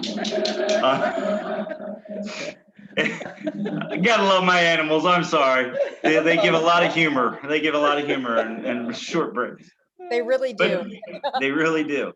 But seriously, the why is to, I just want to be happy and a better person. And I want to help others to be able to see that. And actually, with what we are doing right now, part of my why is to be able to help people think outside the box and not fall into the traditional mindset of this is how it has to be, to think a little bit more. And again, everybody in this group right here has been such great presenters and such great team members that the why is easy. The why is easy. I can be happy every day because I get to talk to you guys. I can be happy every day because we're going to help a lot of people be happy, not just with knowledge, but in themselves. So that's my why. Thank you very much, Terry. And I can tell you, over the period of time that I've had the pleasure of every day interacting with Terry, sometime in the past, I would say a couple of months, several times a day. Mm-hmm. He is true to his why. And we all should be true to our why. It doesn't matter what we do. Because if we do it, that's really the most important. Because if you know why you're doing it, what you do is like, you're a consultant, you're a staffing company, you're an education, provider. That's what it is, right? I mean, when we advertise, I put down American Heritage College. I have to post in a place that is for colleges, universities or vocation, somewhere like that. That's my what is. I'm an education provider. Now, how? How is that unique selling proposition? What is it that we do that in our sectors that is different? So we do a hybrid model. We have, a concept that online or on site, we have passionate teachers that are there. We work in a sense in partnership. We want you to consider businesses to be the clients, not you. So that's our how. Now it's different than other colleges or universities. They may have their own how. It is not that our how is better than their how. No, it's different. That's all it is. That's all it is. I can't fall in love with myself and say, oh, we are so much better than. No, we're not. This is what we do. But how we do it is this way. Now, what makes us unique is why. Why we do it. Not what and how. What and how is everybody advertised the same way. Oh, yeah, I'm gonna, let's see, what do I need to do in LinkedIn? What do I need to do? I mean, used to be, and can't tell you, we spent only on television, radio, newspaper, you had door hangers, you had flyers, you had all of these things that you all know about, right? And then we transitioned to the new media, right? Now all of a sudden came up with the websites and the landing pages, and then all this social media. Yeah, I mean, you guys, some of you may remember even where there was before Facebook, there was MySpace, right? It was something like that, or even before that, AOL is still out. But anyway, those are the brands that started, you know, back in the 90s, right? So we went through all of these days you see about, you know, Facebook or Instagram and you know, Google search or YouTube, you know, TikTok, all of these things, all these social media. By the way, we do have programs, both a boot camp as well as a mastery program for social media, because it is up and coming. About 80% of marketing is spent in digital marketing. And I don't have the expertise to come in and tell you all the detail about digital marketing, like Anne was talking about with LinkedIn, but we do. I mean, this is not a course you can cover on a few hours. It is a 10-week mastery course that we have that really shows how you need to do this from a technological perspective. But what do you put in there? What's your message? Really is your why. Why do I buy from you versus him? Why do I buy from her versus her? Sell is an emotional decision. Is it right or not? As much as we want to think that is analytical decision, because we want to say we were very smart in our work. But when you think about it, we have most major purchases has been bought based on why that person in front of you was the reason you bought, not the product, not but the why, not the what. Well, the what, because that's what your need was, that you went over there, but not so much the how, but why. Why would I use this real estate agent than anybody else? Why would I use this hairdresser than anybody else? I drive 3 hours to go get a haircut. That's nuts. But I do it, and I'm do it gladly. Because, you know, spending half an hour with this person, I'm willing to pay 500 and drive and fly anywhere to spend the time. It's not about the haircut. That's my excuse. All right. Do you know how many clients he has like that? I think it's not cheap, don't get me wrong, but it's a bargain. To me and many of his clients. You see, the what and how, it's important. You have to be in the right category. If you don't put yourself in the right category, it's going to be really tough, right? So make sure you're in the right category. Your what is in the right place. And make sure your how is unique. And if you want a unique selling proposition, by the way, it requires you to do a lot of research. You have to know what is it that the people are offering out there. If you want yours to be unique, right? You want to know what it is being offered there. Don't just think I'm brilliant, I'm going to come up with something, and because I'm doing it, it's going to be great. Yeah, maybe, but you don't want to disappoint yourself, right? So research is a really good thing. Do all the research, make sure you know what companies or what others are in your sectors, what are they doing, how they are presenting themselves, and make sure your unique selling proposition puts you in a position that is different than everybody else. So with that in mind, let's just open up and see any comment, questions. Miss Beth, what do you think?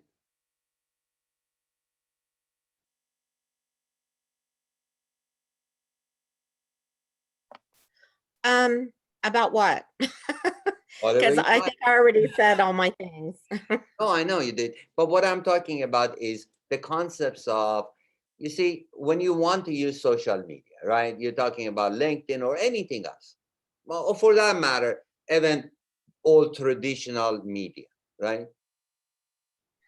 I remember back on days when I was running IEC, right? It didn't matter in California, anywhere I went. If you got on middle of the day on, daytime television, the the ads that they were running for the schools, they all looked the same. Really, they all look the same. You would have a hard time knowing what the school was that was advertised. As a matter of fact, there were some people, and you're going to see now application these days on a digital format, but there were companies that they would run one commercial, right? And then they would sell this commercial to different schools in different parts of the country. You remember, again? It was just a bizarre. And people, they thought just going on television and advertising, because everybody, Kenny's doing it, so I should do it too, let me see what Kenny's doing. I'm going to hire somebody and say, I want you to make a commercial just like this. I like this commercial. And Kenny's working, he's getting more and more, he's growing, and I'm running the commercial. It's not happening for me,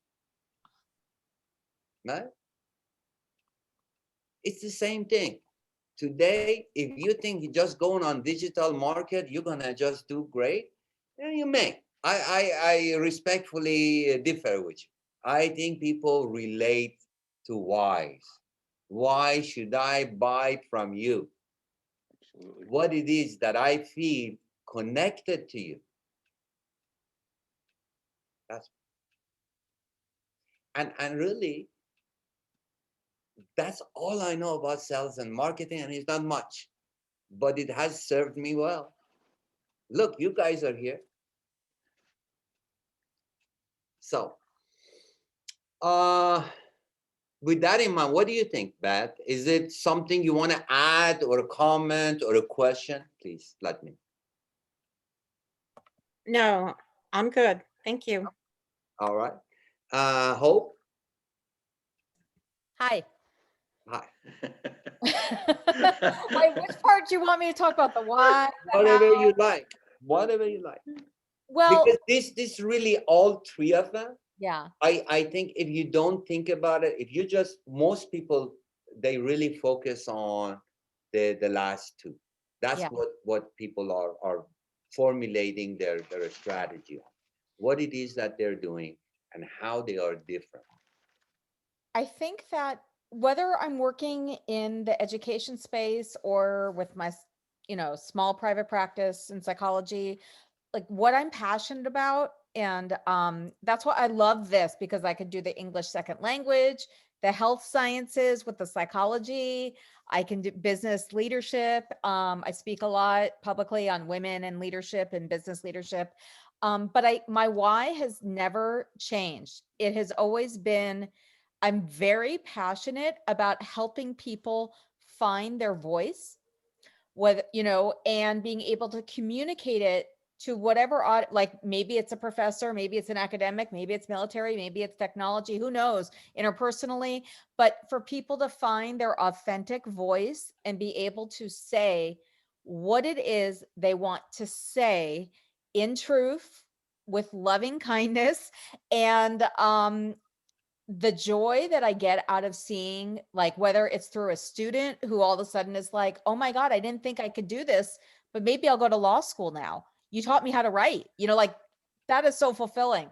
Or, a client who's like, I never could like figure out how to say what I needed. And now you helped me, you gave me these tools. And, I think my personal thing is helping people find voice and truth. And as a consultant for higher ed, the one thing that I know I do very differently than most consultants, because I have had many consultants in my career that I've worked with, is I will not use formulaic templates. Like like I've had the experience as a CEO where you hire a consultant and they're like, yeah, here's your template.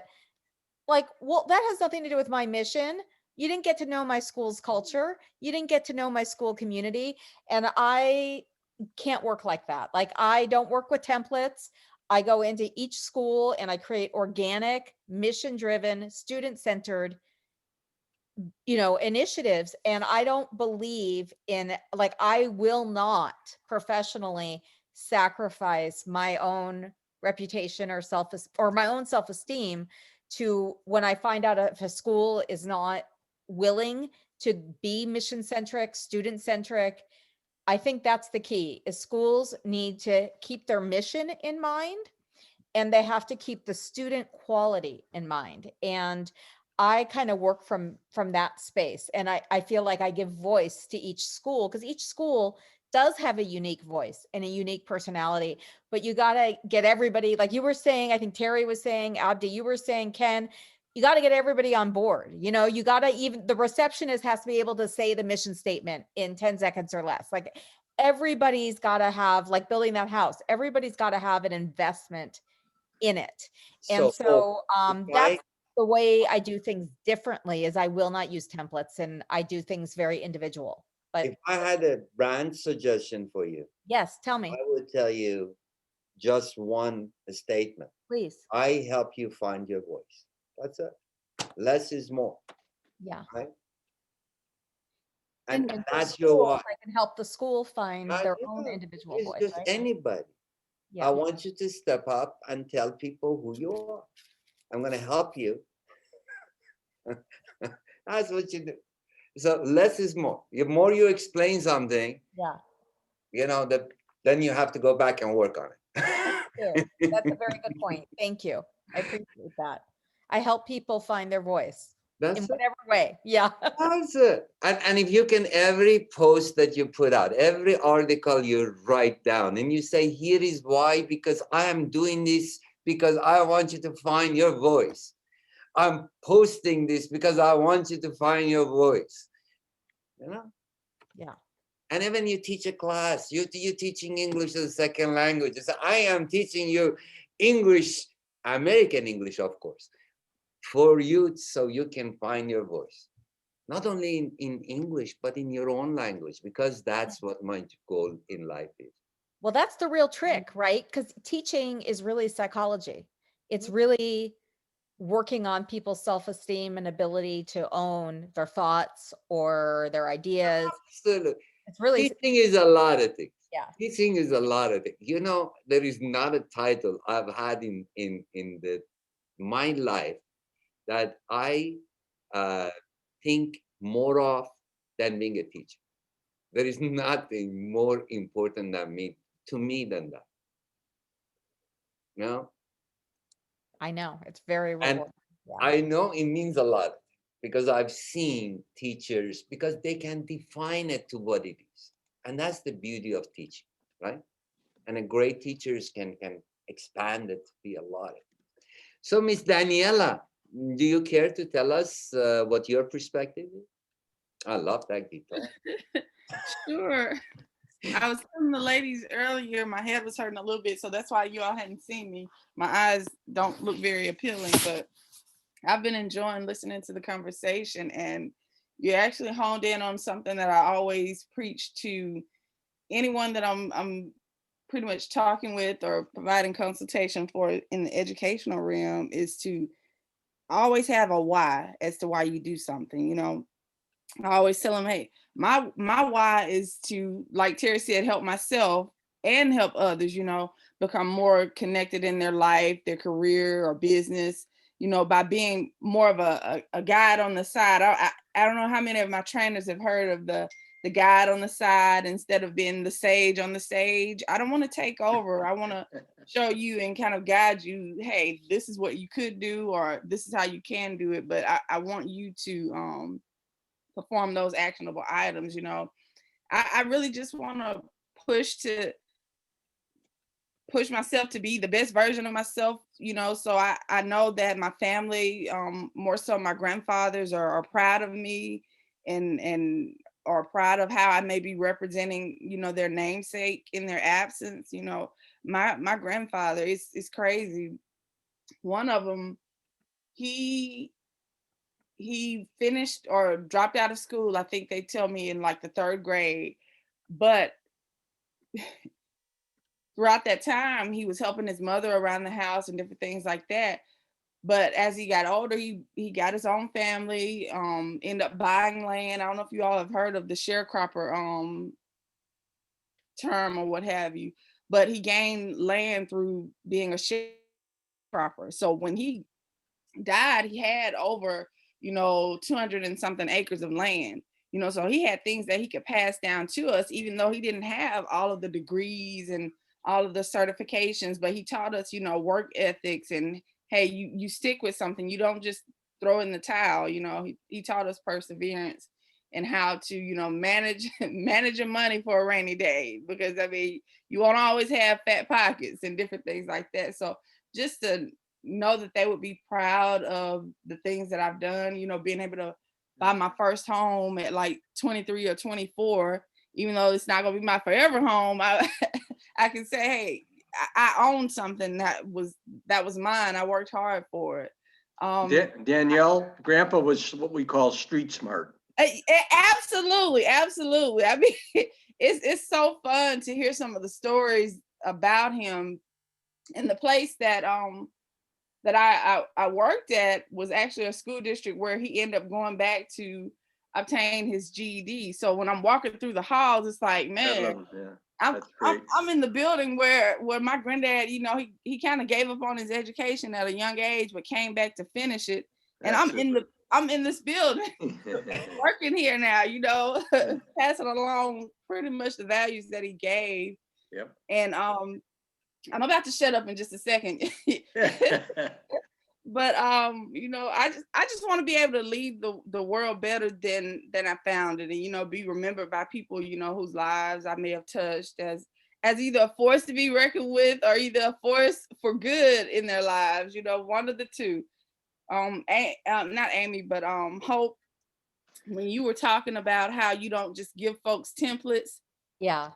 I'm all in a line with that, you know. I know, I saw your chat. I was like, yeah, we're of like minds. Yeah. I just saw your reply, but I said, I hope no one took an offense to what I said, but I said everyone needs an IEP, and I don't know if many of you all work in education.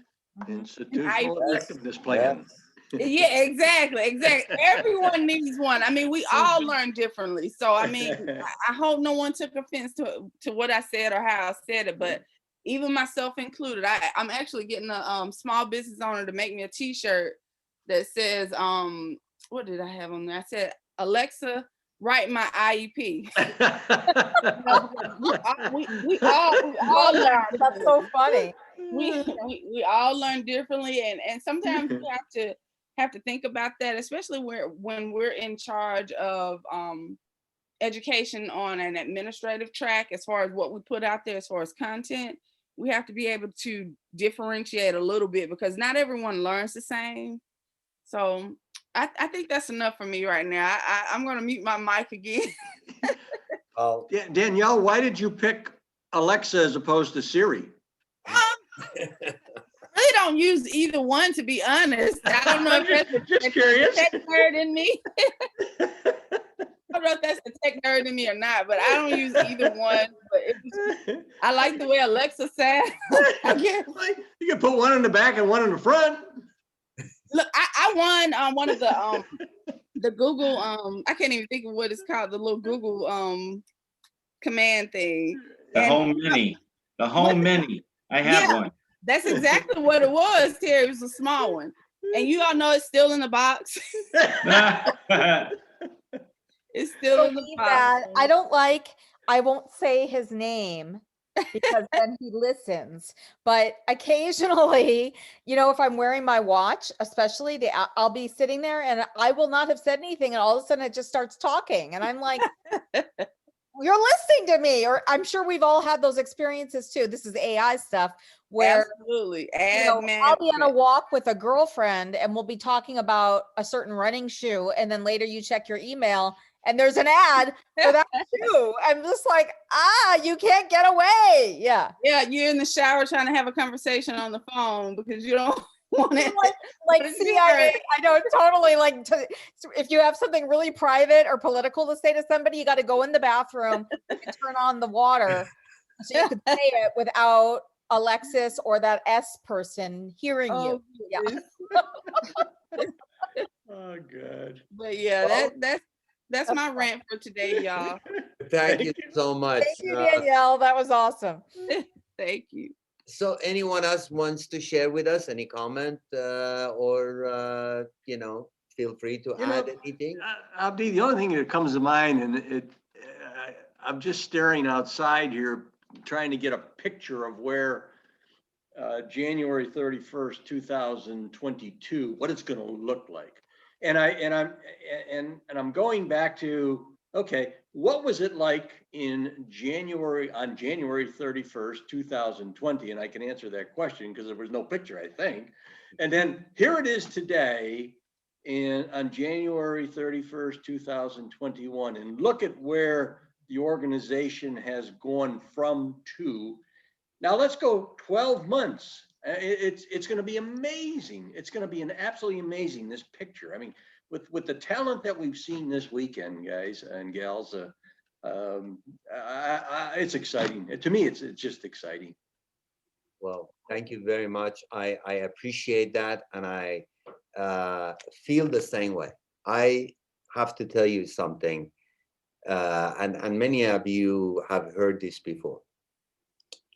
I never wanted to be part of anything that I didn't think was among the best in a given area.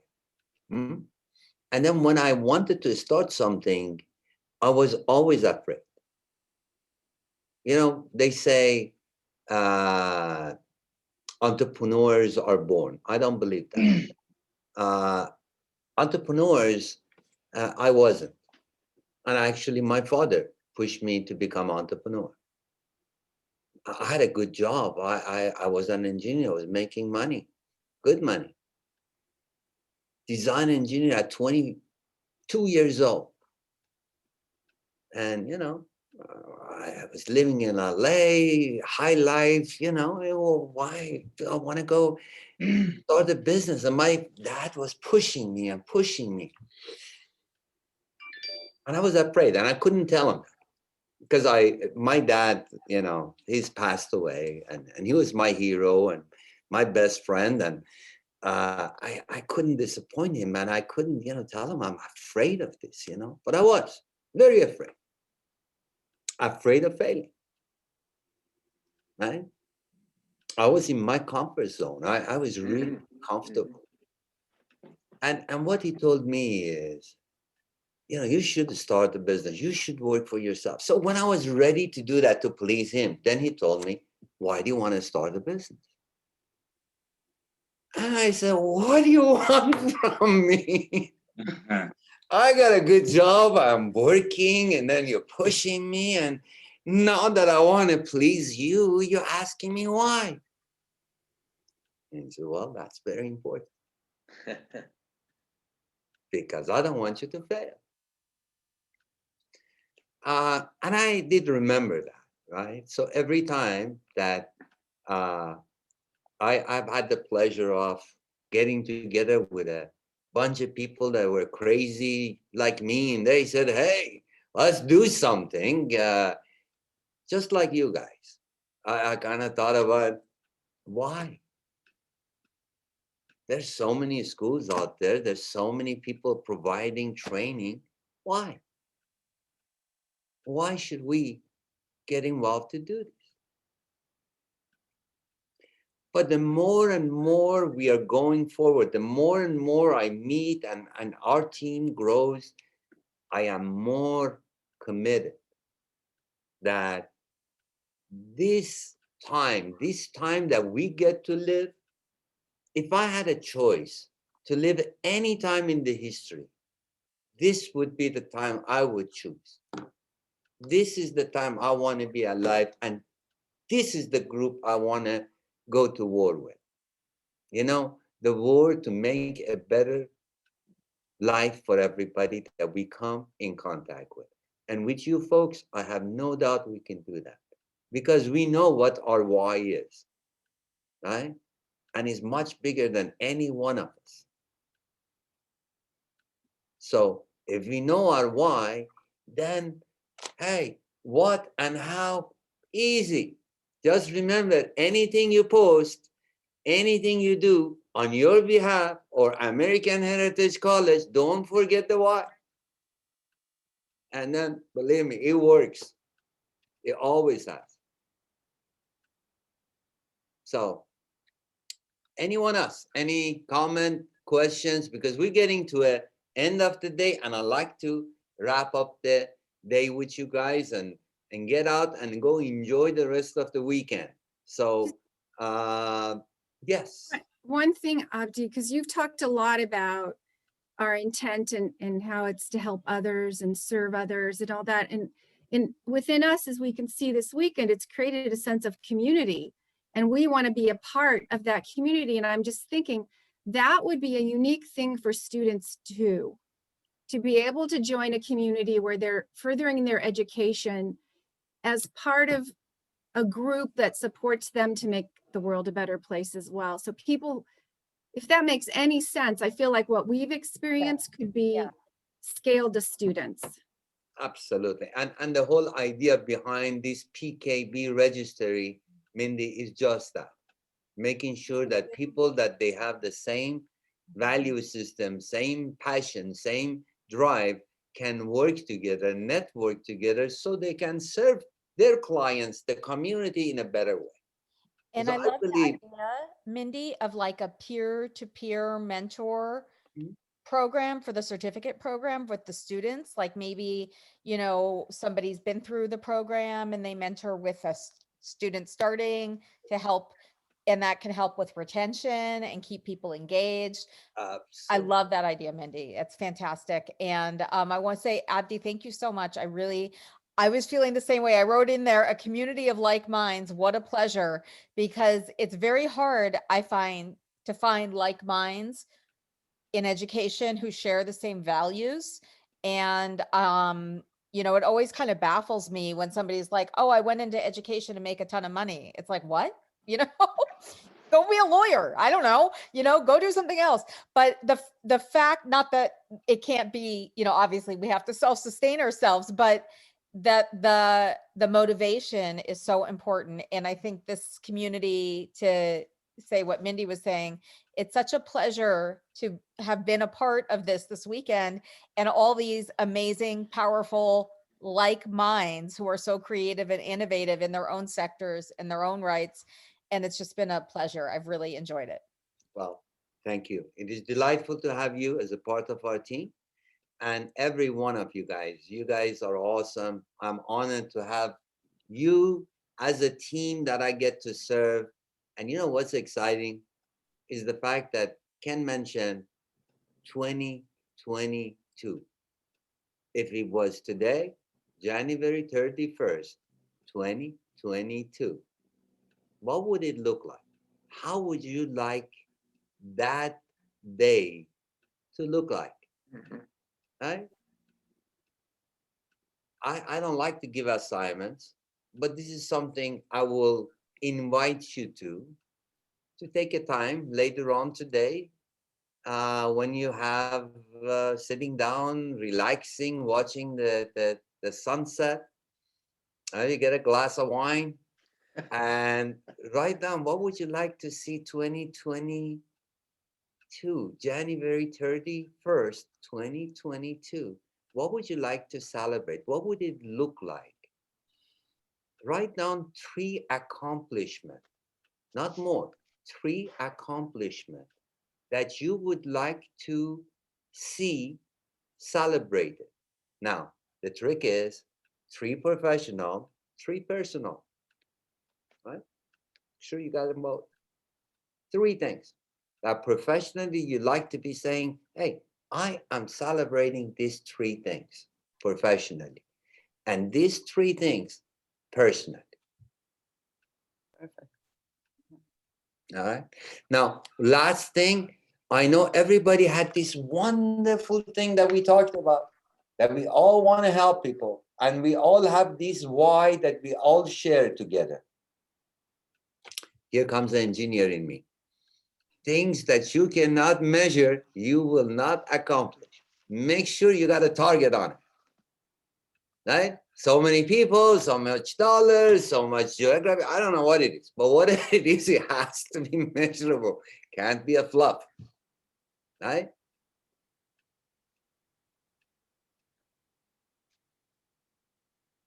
All right. Again, I want to thank you all. Have a great weekend. And it's so, so great to be on this journey with you. Thank you so much. Bye-bye. Have a great week. Bye now. Thank you for everything. Take care. Bye, everybody. Bye. Bye, guys. Thanks so much. It was really a pleasure. Thank Bye. You. Bye, bye, everybody. Yeah. Have a good day. You too.